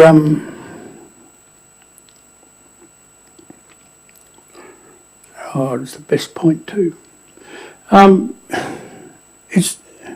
just think we're moving in decent haste here. In the first paragraph, the development, the reason for the decision coming to council that it proposally largely complies with section 415 of the Environmental Planning Act and Assessment Act 79, the variation so forth needs to be changed for the DCP, is sufficiently justified. We're bending the rules to let it happen. And I'm not saying that it shouldn't happen. As I said before, it's got to fit, the operation's got to fit after it's open. And yes, I wasn't all that happy with other ones in the town, but they're in a more residential area where the traffic flow is less, and they've been able to manage what they've had to do. But this is in the block of one block from CBD. A lot of vehicles do laps around there trying to find parks in the Kendall Street because of that stupid medium strip. And I don't think, now I'm back on track.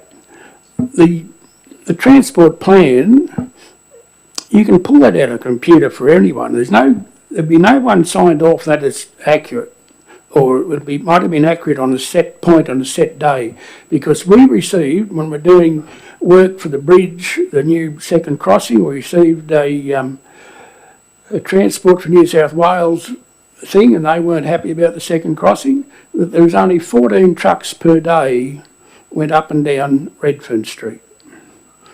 Now, 14 trucks a day would happen in the first hour and a half in the morning after 7 o'clock. But that's what we had to go on from the expert. So this expert is putting something forward that supports the outcome of the applicant.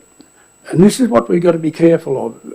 And if we're going to have 64 children going there, there's going to be an increase in cars just to service that, because they're all going to be dropped off in Liverpool Street.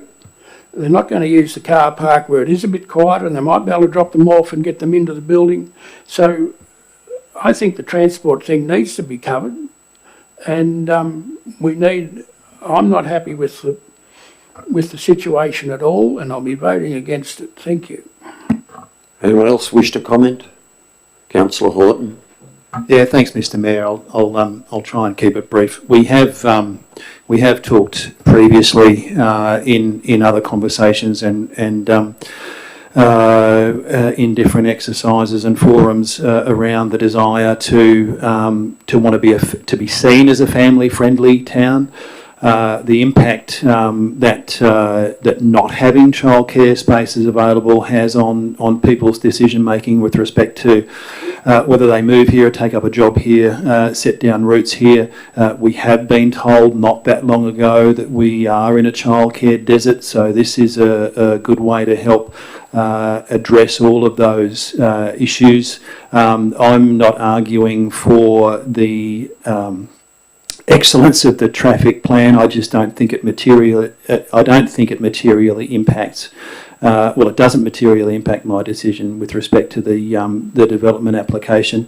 As I said, we have committed through our housing strategy. There are lots of conversations around wanting to be seen as family friendly. If we have childcare spaces available, that has a positive impact on people wanting to move here or wanting to stay here. Potential for increased employment, increased economic activity. I think there's a lot of positives associated. Thank you. Anybody else? Councillor Downing. I'd just like to agree with Councillor Wright that at no stage have I said that I don't want this childcare centre to happen. What I want to know is, as I'm making a decision, it is the right decision based on the facts by a report that is correct, which I am not confident it is at the moment, and would obviously like more time to go through it. I think I'm the person who brought the childcare desert to this room. So I'm pretty well aware, and across the whole situation, we have expanded. Little Kindy has happened, and that is this company that built that.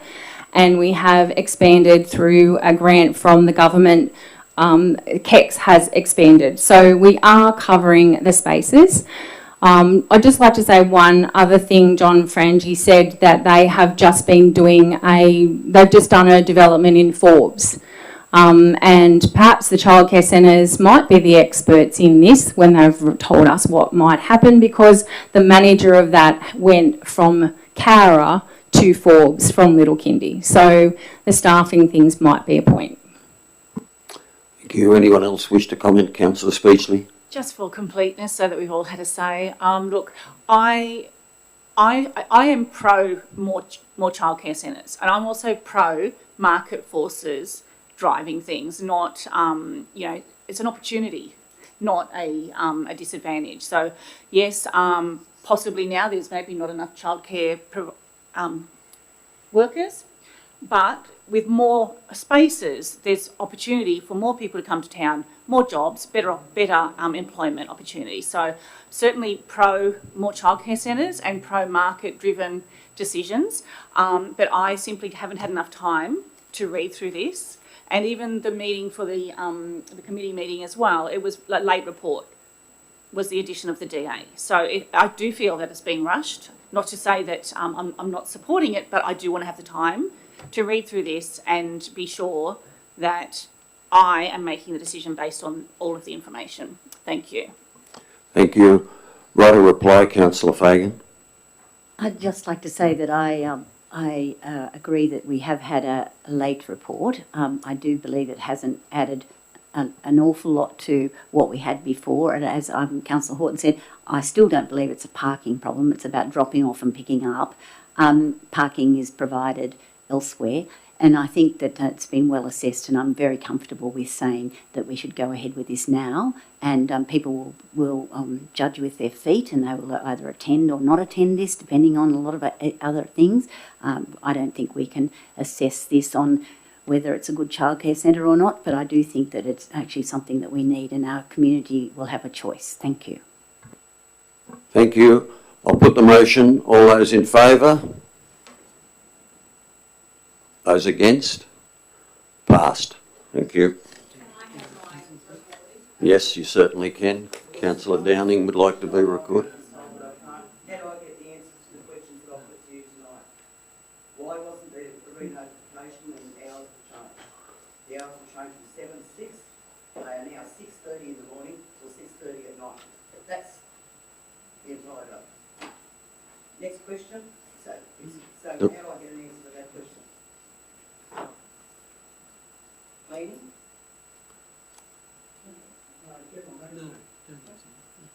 Look, I'm sorry. That we're now on to another motion. I'm sorry. So I haven't finished. And also, what is the noise management plan in place? What is that going to do? Who is going to implement that? I need an answer.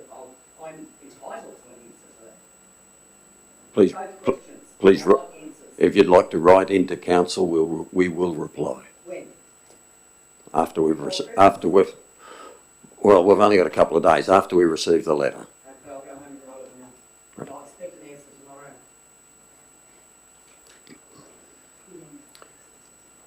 Councillor Watt.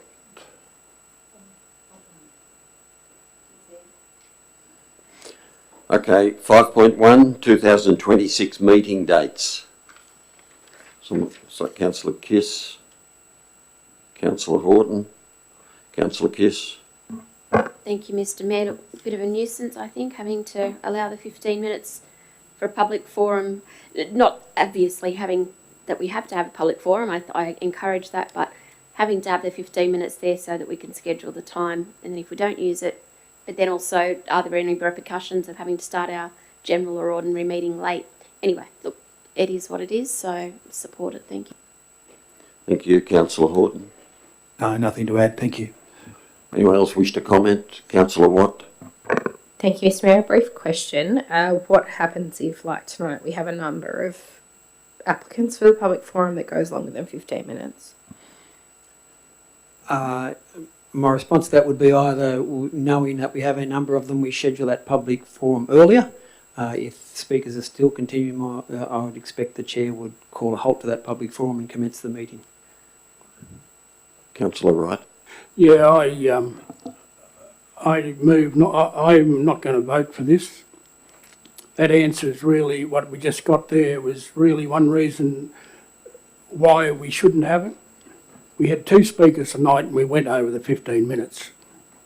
So, and then if you're going to start shifting you advertise the public forum started at 5:30, but if we get a few more registered, we might move it back to 5 o'clock.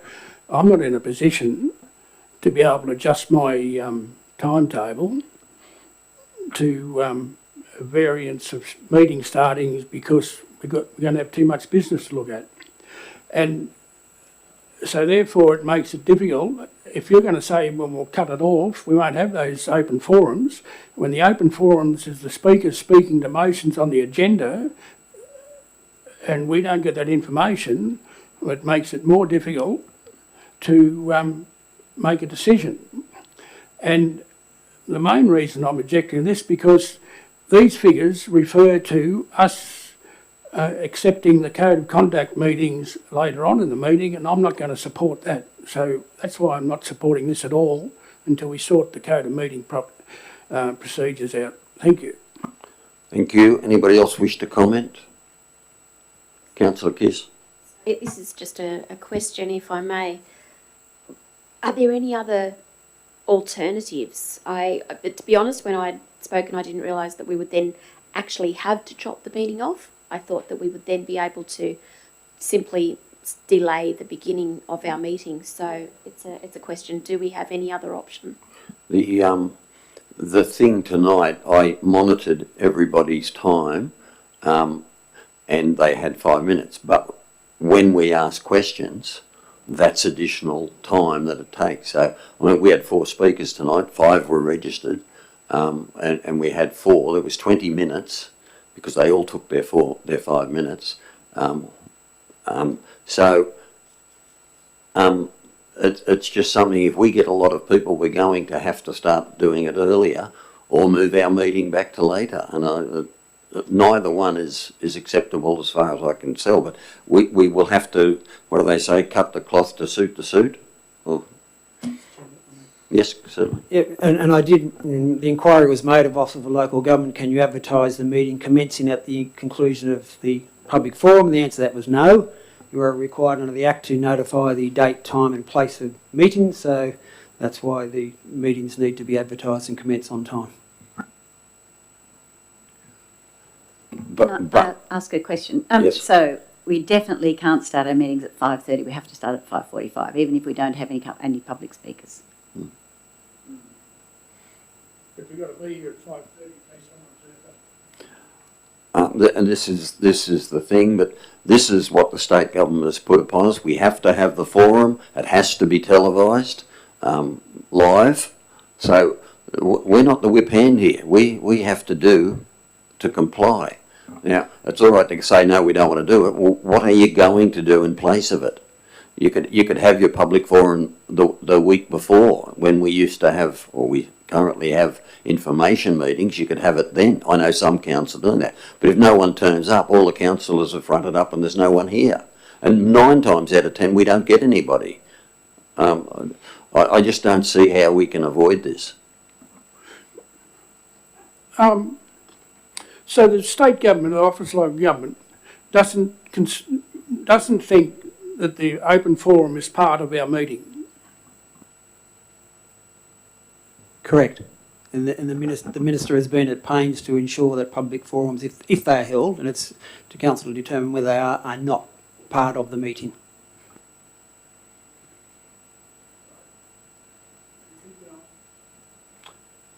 Anyone else wish to comment? Have you got another question? Question, Yeah. please. Sorry, I just noticed that our GM said that public forums, if they were to happen, is there an option for them not to happen? No. Just putting it out there. Well, I mean, if no one turns up, there won't be one, but we'll stand around for 15 minutes. No, Mr. Chairman, it's completely the discretion of council whether it wishes to hold public forums or not. As it was in the last code of meeting practice, and it was included in that last code, and it's the exact same provisions are included in this code of meeting practice. So we don't have to have a public forum.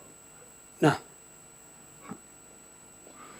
So the question then, therefore, the state government or council that don't have the public forum don't want people to follow our agendas and make comments where necessary. We just want us to be in a little ball and do what we're told by bureaucrats. Councillor Watt? You're taking that as a statement, not a question, are you? No, I thought it was a question, but I don't know who you expect to answer it.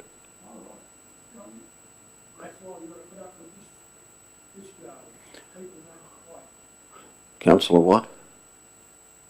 Thank you, Mr. Mayor. I think, unfortunately, we're probably discussing an issue that is a little bit different to the recommendation on the table here tonight. I think us, like many other councils, will be assessing how this works in the new year, and we are completely within our right at any time to change the forward schedule of meetings if we find consistently that we come into a problem where we're having to cut off public forums to have the meetings, and also to consider how we format that public forum. Personally, I will always support the opportunity for a public forum for our community to come forth, but as we know, constituents do have to register for that public forum as well, so it should be in a way that we can manage our time effectively to know whether we've got a large group coming up or not. And I think, unfortunately, many other councils will be in this spot, and I'm sure the General Manager will be talking to his various groups to try and figure out how OLG want us to work this.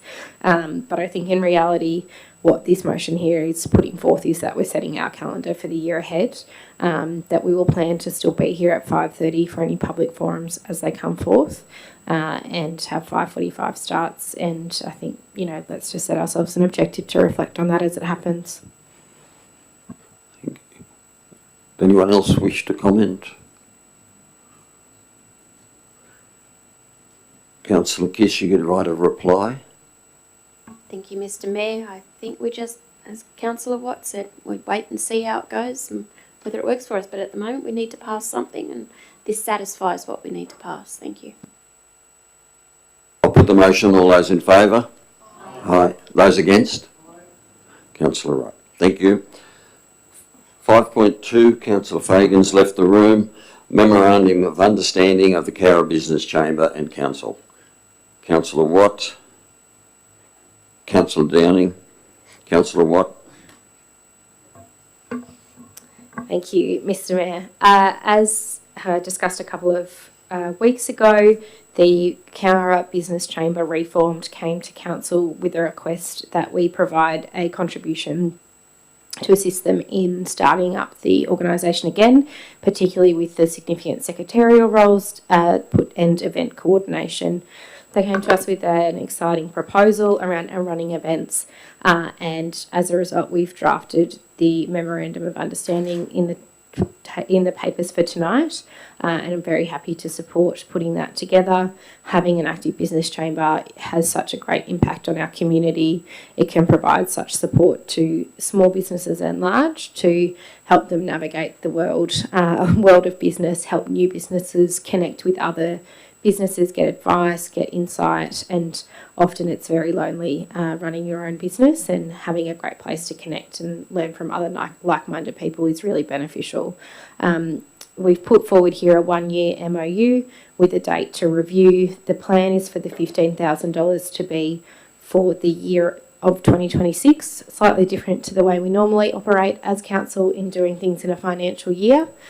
But this fits with the timing of what we've got here, and I'm sure we will adjust that over time if the Business Chamber continues to be active and this resourcing continues to be a useful part for them and the community. Again, just congratulations to them. I'd encourage everyone who hasn't already to sign up as a member of the Business Chamber. It's a very important thing that we stand behind each other as businesses in the community and support each other. Thank you. Councillor Downing. Yes, thanks, Mr. Mayor. As Councillor Watt has said, they have asked for $15,000, the reformed business chamber, and I think it is prudent that spending public money, we have this MOU, they will be reporting back to us on the spending of the money, which I think is prudent. I'd just like to congratulate the committee for getting this up and running again, and just to express how important this secretarial role is. This is the way they communicate with their members, and it's really important, and it's failed in the past, and I hope that it continues in the future and that they do a fantastic job of it. Thank you. Thank you. Anyone else wish to comment? Right, a reply, Councillor Watt. Not required, thank you. Put the motion. All those in favour? Pass. Thank you. Councillor Fagan back in.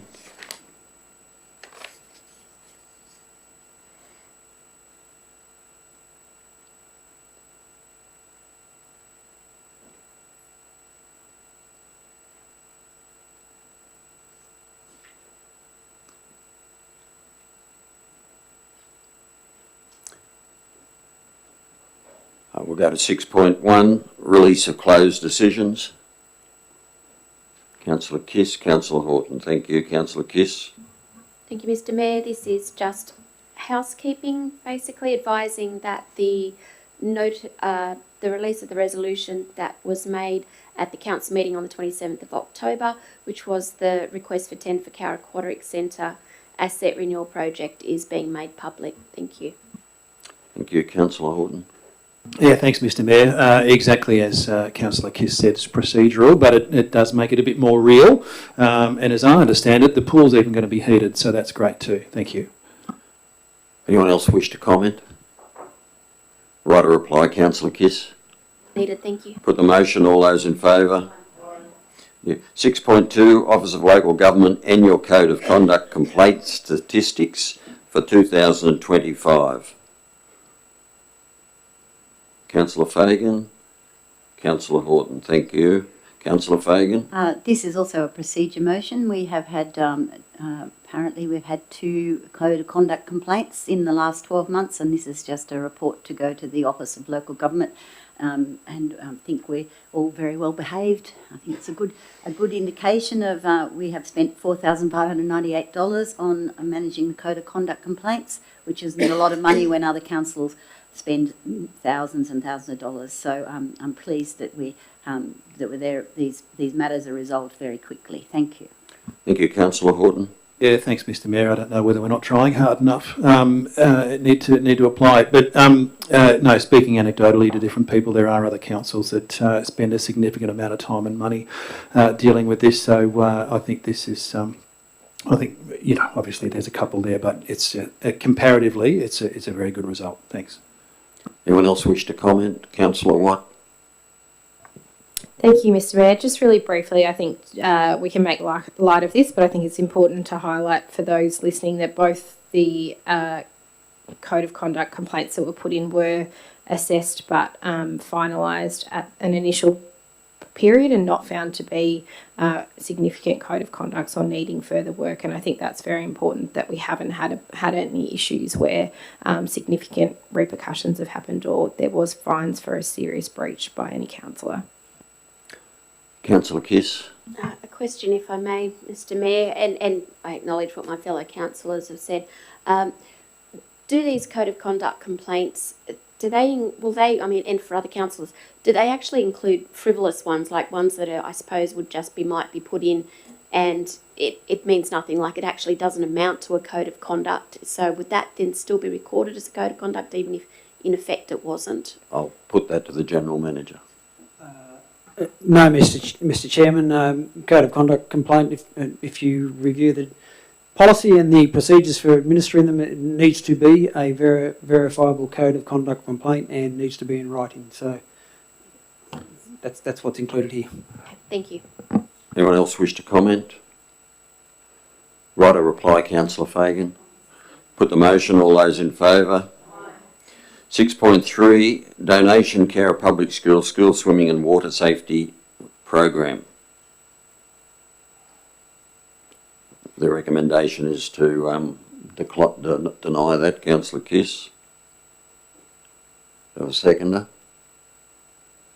Councillor Horton. Councillor Kiss. Thank you, Mr. Mayor. Look, I notice the reluctance for anyone to put their hand up, and and I'm like that too. I don't want to put my hand up to not approve a request for donation for children to learn to swim. That is not why I would actually not approve this donation. And we know all children should learn to swim. Unfortunately, there doesn't seem to be as many families who spend time down the pool, taking advantage of our beautiful pool as they used to, I suppose, in yesteryear.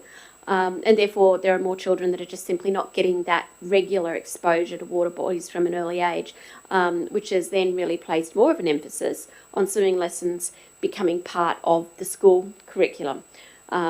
I don't know how the teachers feel about that, but of course it just simply is. There are some children that only get exposed to the water through these sorts of things. So, look, it's certainly nothing about not wanting these children to be given the opportunity, and I do appreciate that there is going to be a greater financial hardship put on some of these families to come up with the funds earlier rather than later, because this has been tagged simply because of the pool closure, because of our upgrades. But what I do have to consider is that this is actually a mandatory program through Department of Education. That's a state government funded organisation, and I just feel that there should be other ports of call for any funding assistance before it comes to council. It is a state government funded thing. I understand the school has said they don't have any funds towards it, which again, $2,000, that concerns me, that they don't have that available for the loans of parents. Look, that's not for me to judge. But I just feel that being a mandatory state government program, there should be other ports of call before coming to the ratepayers in order to cover these vital swimming lessons for our young people. Thank you. Councillor Horton. Yeah, thanks, Mr. Mayor. Agree with Councillor Kiss. This is a really uncomfortable and uneasy position to be put in. For me, though, this is exactly where the rubber hits the road in terms of attempts at cost shifting, and I'm not suggesting that from the local schools' perspective, but that's my fundamental concern, is that we then get into situations where council are starting to try and support and fund things that are actually the purview of federal or state government. So I'm not happy about it. I feel really uncomfortable about it. But it's when we looked at reviewing policies around donations and allocating donations and funding and what have you, we specifically called out wanting to make sure we weren't supporting activities that are or should be funded by state or federal governments, and unfortunately, this is one of those situations. Thanks. Anyone else wish to comment? Councillor Watt? You put your hand up, didn't you? Yeah, I did. I just wasn't sure if Councillor Wright was going to begin. Well, you were the first one I saw, so No worries. he'll get his turn. Thank you, Mr. Mayor. This seems to be quite a complicated situation. From reading the correspondence from the staff, it seems that what would usually happen is that the PNC and the parents would know that the cost is coming up in the end of the year, but because of the closure, there is a push from the school to do it in term 1 instead of in term 4. And so I think the request is coming to us because they would normally be able to give their parents notice to come up with that $105 per student, and they think it's unlikely that the parents will be able to come up with that in February next year, which I think is a realistic assessment of where we're at this situation.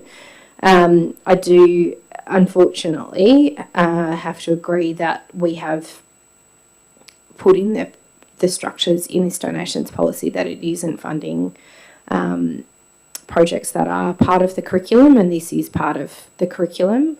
I think if it's possible, perhaps we could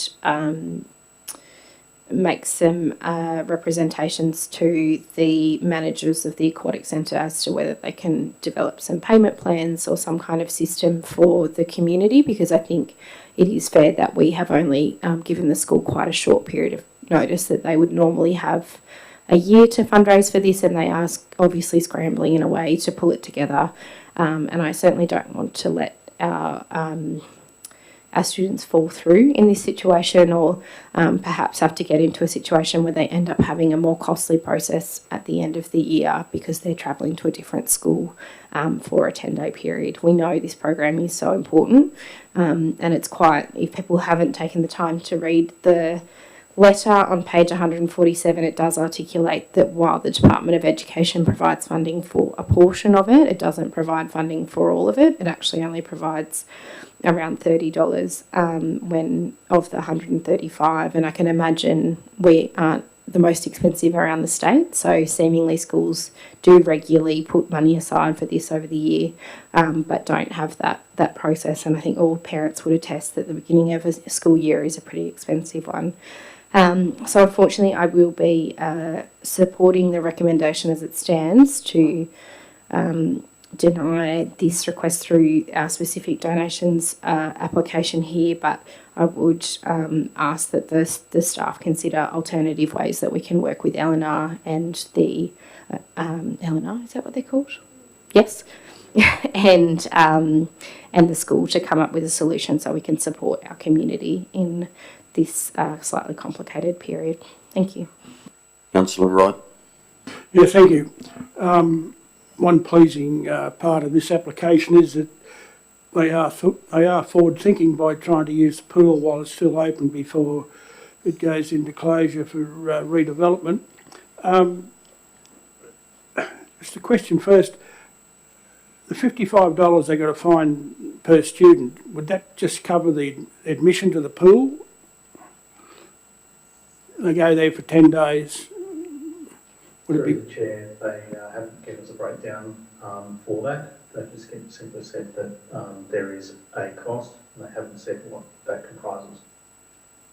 Thank you. If it was tied up with entrance to the pool, perhaps we could do something as a starter, but it's quite obvious the Department of Education has got no flexibility in budgets. Seeing this is happening in next year, which is still this financial year, they're running the same program twice, but if the pool wasn't shut, they could run the program normally in the in the fourth term, and they'd have money in the budget to pay for it, I would suspect. Also, the school itself, the P&C have made the decision to close the canteen, and we'll be using the high school canteen, from what I can hear, to supply meals to the school. That was a fundraising venture by the P&C, but I think just getting people to turn up and do the work has become difficult, and that's only what I've heard from pillar talk. I've got no inside information into the school. I would have thought also, if they think it's too hard on the parents to cop up in May, why can't they make a policy that the parents can donate in November or something, and they can save for that money for the $55. I'm being hard here, but we weren't asked for money for this year's training program, and I understand why they're asking this time, but it's more to do with the budget timing rather than not having money. So I'd have to agree with the recommendation to defer at this stage, and if they want to redo the application, come up with some few ideas, we might consider it later. Thank you. Councillor Downey. I'm going to agree with the recommendation as it's here today, as it's been stated before. Whether we like it or not, every time something happens in the community, the New South Wales Education Department gets a new program that's mandatory and they've got to manage it. So people drowning is one of those things. So the only thing that I would say is, in the papers it says it appears that Cowra Public School is not itself allocated funding for the program, which is incorrect. They have allocated funding for this year's. They don't have that much leeway with their budgets. This may be tied funds. They might only be able to spend it in the financial year. So I think that's a little bit rich, seeing that we actually are closing the pool and they did not know about that till October. To expect them to actually put that in their funding is a little bit rich. But having said that, I think that, it clearly doesn't fit in the guidelines, and there may be other ways. And I think Councillor Watt's suggestion of maybe trying to get it some other way would be a great idea.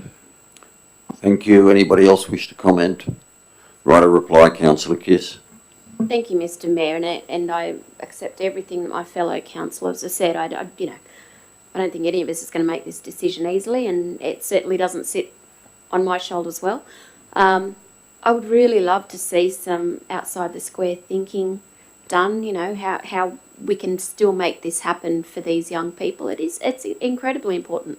And, whatever we can do to assist, I'd love to see us have that opportunity to. So hopefully the school can maybe come up with a couple of other ideas, and let's see where we go from there. It has to happen. It simply has to happen for our young people. Just unfortunately can't see it happening through our donations policy. Thank you. Thank you. I'll put the motion. All those in favour? Against? Carried. Thank you. 6.4, Section 355, Committee Draft Minutes of Cowra Breakout Association. Councillor Kiss.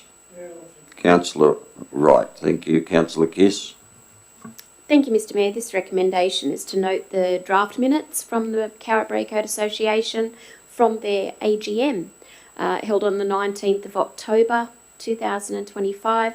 It has included office bearers of President as Mr. Gordon Rolls, Vice President Ms. Kathy Ryan, Secretary Treasurer Mr. Graham Apthorpe, International Liaison Officer Mr. Lawrence Ryan. I would like to congratulate these people on their nominations and their acceptance of these roles. The Breakout Association is an incredibly important committee for Cowra and our whole shire, as a fact.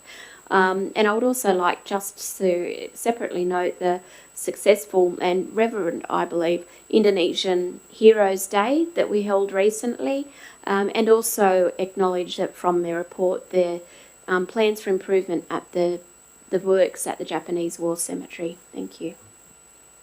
Thank you. Councillor Wright. Yeah, no, I support the recommendation there, and I thank the office bearers for giving their time to take those positions. This committee puts forward some very important functions throughout the year, and it's a large part to do with our friendship, world recognition and so forth. And yeah, she's getting hungry, I think. Yeah, and I just wish them the best for this year, and where we can support them we can, because what work they do is very good for to promote Cowra. Thank you. Anyone else wish to comment? Right, a reply, Councillor Kiss. Not needed, thank you. Put the motion. All those in favour? 6.5, the Section 355 Committee Member Appointments and Minutes, the Sport and Rec Committee. Councillor Horton, Councillor Downing, thank you. Councillor Horton. I got something to contribute. Excellent.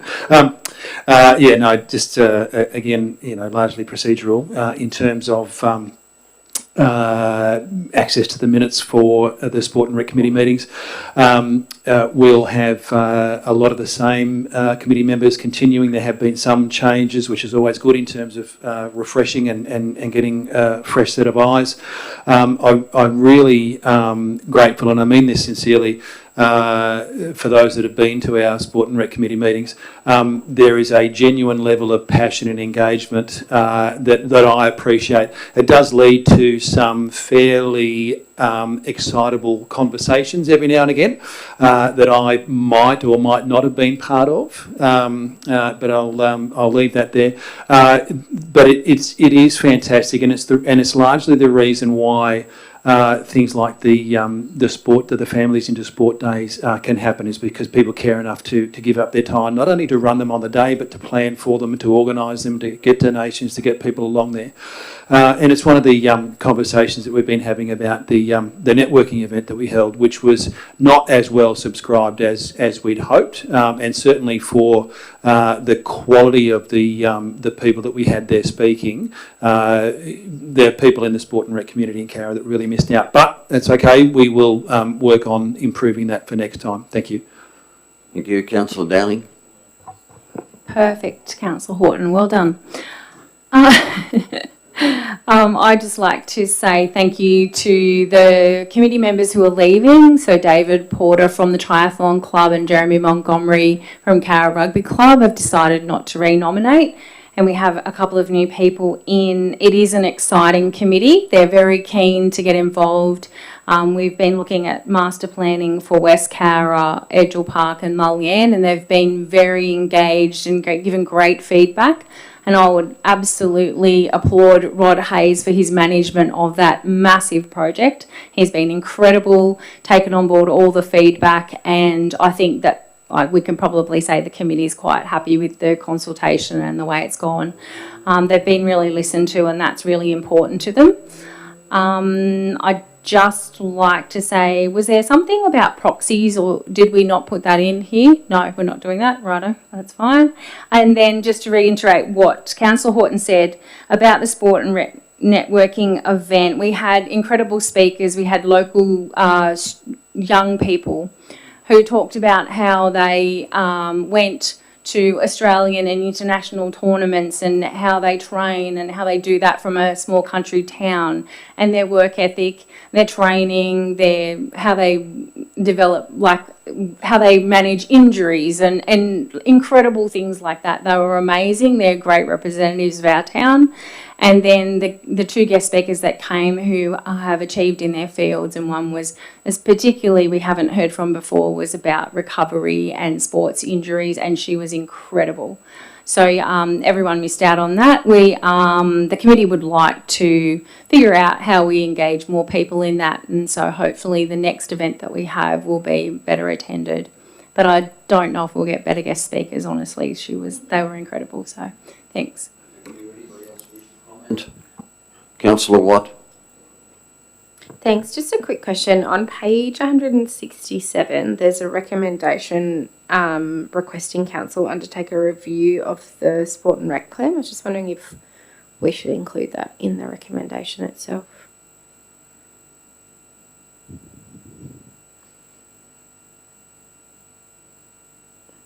Just bolded up the top of 167.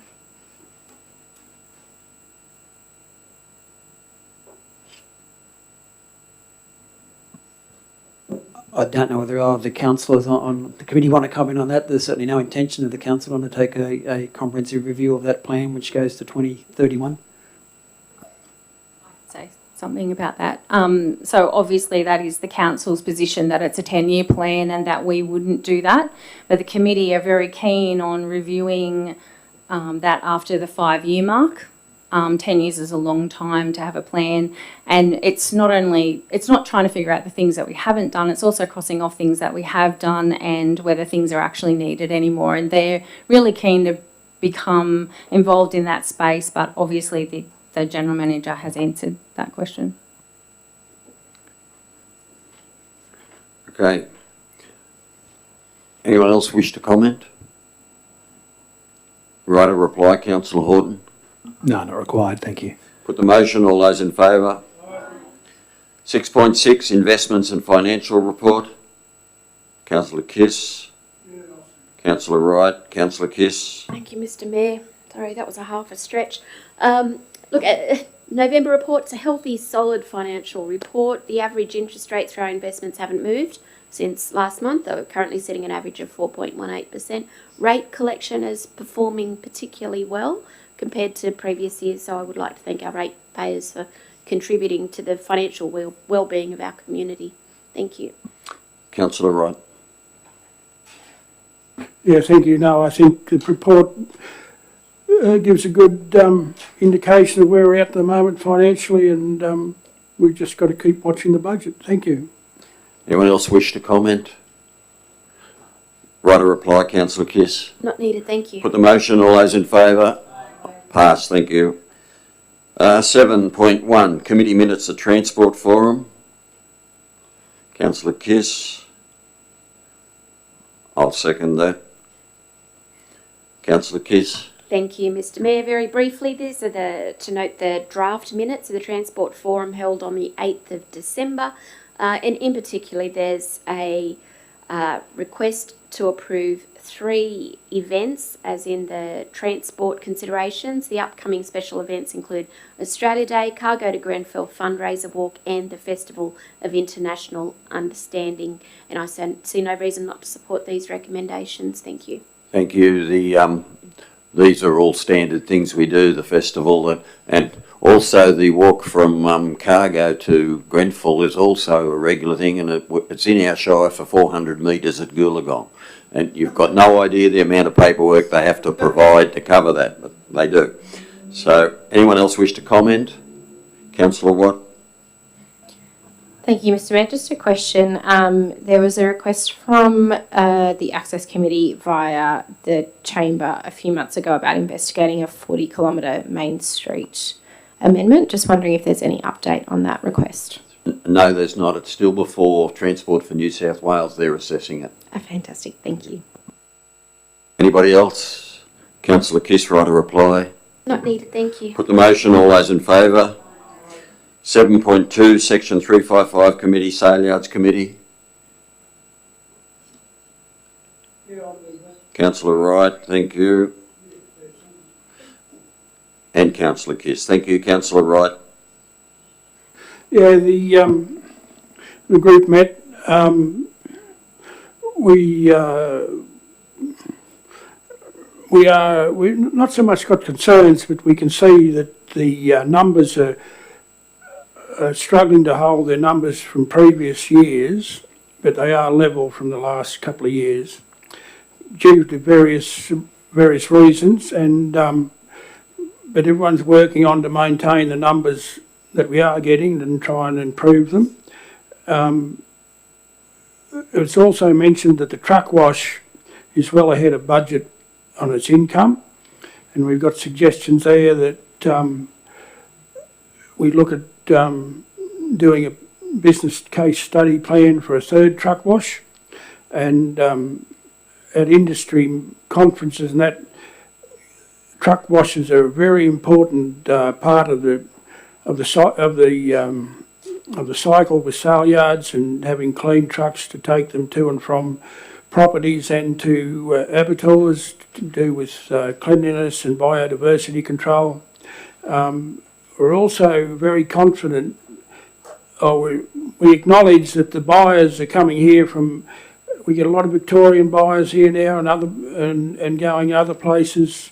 We've got a good, strong buying group, because the lambs we do produce and sell here are a high percentage of good quality, ready to kill, or ready to slaughter, ready to eat animals, and we're just trying to build on that. So yeah, we're trying to do the best we can. Just because we get less numbers and we get less money in doesn't mean you can spend less money to operate the service. The recurrent expenditure over there stays static, our labour and so forth, and the water we use, it doesn't increase greatly on the sale yards, and so therefore we just need to watch where it goes and ensure all our pumping equipment's in good order. But if we use more truck washers, use more water, we get paid for that. So yeah, it's just looking outside the square where we can go and how to improve the facilities over there for showers and toilets, and maybe get them onto an AvData key where the truck drivers use the key to access the truck wash. They could use the key to access our facilities, and there'll be a charge against the operator for that, which then we get a percentage of that money. Thank you. Thank you, Councillor Kiss. Thank you, Mr. Mayor. Look, I just wanted to congratulate the sale yards team. Actually, I was quite impressed with taking the initiative, thinking outside the square about the wastewater from the trucks potentially being used for FOGO. So I thought, gee, that's a bit outside the normal thinking of what would potentially be used in sale yards, and yeah, quite impressed. Be interesting to see where it goes. Anybody else wish to comment? I will make one comment. I was at the sale yards the other day, and a person over there said that they'd sent their first draft of their lambs went to Cowra, and their second draft went to Cowra. They got $30 more at Cowra, and they won't be going to Cowra anymore. So that was a positive. Anybody else wish to comment? Write a reply, Councillor Wright. Not necessarily. There's too many favourable things already. We can't improve on perfection. Put the motion. All those in favour? Pass, thank you. 8.1, the Code of Meeting Practice. Councillor Watt. And Councillor Kiss. Councillor Watt. Thank you. I'd like to move a slightly amended motion. As discussed in emails earlier today, the motion would read that Council adopt the draft Code of Meeting Practice with the removal of the note following item 5.34. Have you got that? Does that work? I have a seconder for that. Thanks, Councillor Kiss. You're happy with that? Councillor Watt. Thank you, Mr. Mayor. As we've discussed in a few other items tonight, the state government has mandated a number of changes to Code of Meeting Practices, not all of which councils across the state are sure of how to implement. So it'll be fun to see what happens. Apparently we will receive some guidance in the new year, and we will, I'm sure, work with all of our colleagues across the country trying to figure it out. One very slight amendment that I put forward to the motion just articulates one of the options we are allowed through that the state government has let us choose between is whether the mayor has the authority to kick councillors out or not, and we have determined that he has to get the vote of the rest of the councillors. So we have to remove that note in there. But it is a decision that each council needs to make when they form or each time that this code is adopted. Other than that, I would say the only positive probably is that the meetings are going to be recorded live and put online, so there will be greater transparency. As we've discussed, there will be some complication about how we manage information flows and public forums, but nothing like keeping us on our toes. Thank you, Councillor Watt. Councillor Kiss. Well, just looking through all my notes, and I don't see anything that Councillor Watt hasn't covered, so I'll leave it at that. Thank you. Anyone else wish to comment? Councillor Wright. Yeah, I'll comment. I'll speak against it. We're caving into a government that's living completely off this planet regarding to how local government operates. as stated by Councillor Watt there regarding the seconder of a motion. I think she was. What I read from the General Manager this afternoon was if someone moves an amendment and the mover accepts the amendment into their motion, the seconder doesn't get any say in it at all. And is that why I read it? So therefore, the seconder is only has no input into that original motion. And if that person doesn't agree with what the amendment's going to do to the original motion, I do know that you cannot put an opposite amendment up to a moved motion, but it could change enough that that person doesn't want to support it. So therefore, I think it should remain as it is now. If the seconder doesn't support it, it should go back that the mover of the amendment has to find a seconder to support their idea, rather than just being stamped by one person. I think it's just taking more control away from elected members, and with all these 4 points that was itemised at the beginning of the thing, with it's not the timing and with forums and the meetings, they've got to be done separately. It's just not workable. So why should we adopt something that's not going to be workable? The open forum's always been part of our meeting, and you moved on after that finished. And this running by a time clock is it doesn't appeal to me at all, and I don't agree with it. And the other 3 things there, I think we should take them to the Office of Local Government and the New South Wales State Government. We might have done it already, but we should not be passing this now, because it sounds exactly like when we looked like losing our planning authorities back in the mid 2000s. That they offered us a 400 hectare limit on rural land to be able to build a house, and we thought, yeah, the people then, I was non-council then, I was still throwing stones, but the council then thought, yes, we'll do that, and when we review the LEP, we'll be able to take it back to a more suitable figure for this council, which it did move from 40 hectares up to 400 hectares. But when we went to do the review of the LEP, we'd accepted the 400 hectares, and it wasn't, and we did not have the authority to change it directly back to what we needed. We had to jump a lot of hoops and things to get the 400 taken away. So I'm reading that into this. If we accept these changes, they're getting the final nail into the coffer of local government where they want control, and would be accepting things that we can't change, and the operation of local government will be disrupted. Thank you. Anyone else wish to comment? Councillor Watt? Sorry, could I just ask a question? Of Councillor Wright? The 4 items you're referring to, is that from the email that I sent this morning? No, it's in the beginning of the report from the General Manager. Thank you. Anyone else wish to comment? Councillor Kissel, you can only have a question. A question. Is it right that we do have to have this put in place before the 31st of December, one way or another? Correct. Thank you. Okay, no other comments? Councillor Watt, write a reply.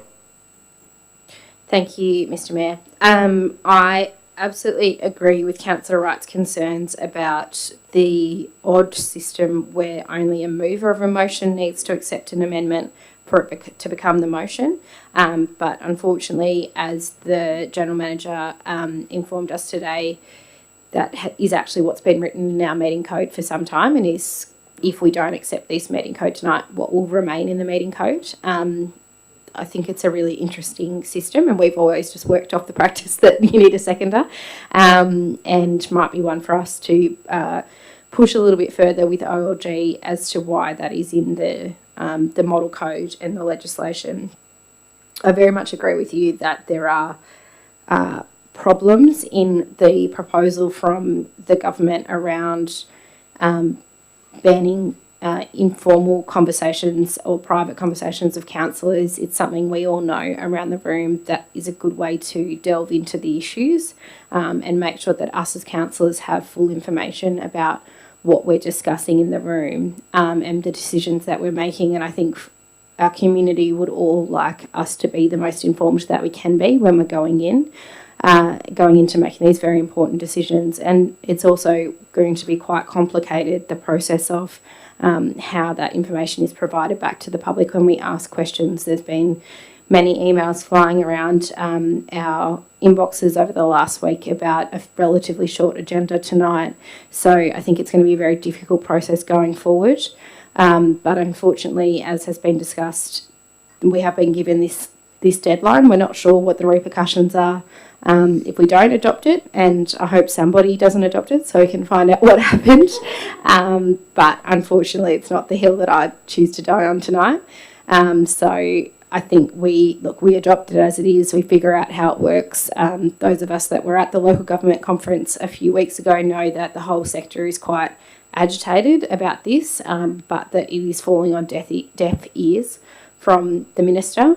And we're in quite a difficult position there. So I think it's for us to figure out how do we make this requirement work in our local situation, and how do we make it work for us as a team to continue to do the best for our community. Thank you. I'll put the motion. All those in favour? Aye. Those against? Aye. Passed. Thank you. Are there any urgent matters for motions without notice? No, there's not. There are no confidential matters. I declare the meeting as concluded at 8:18 p.m.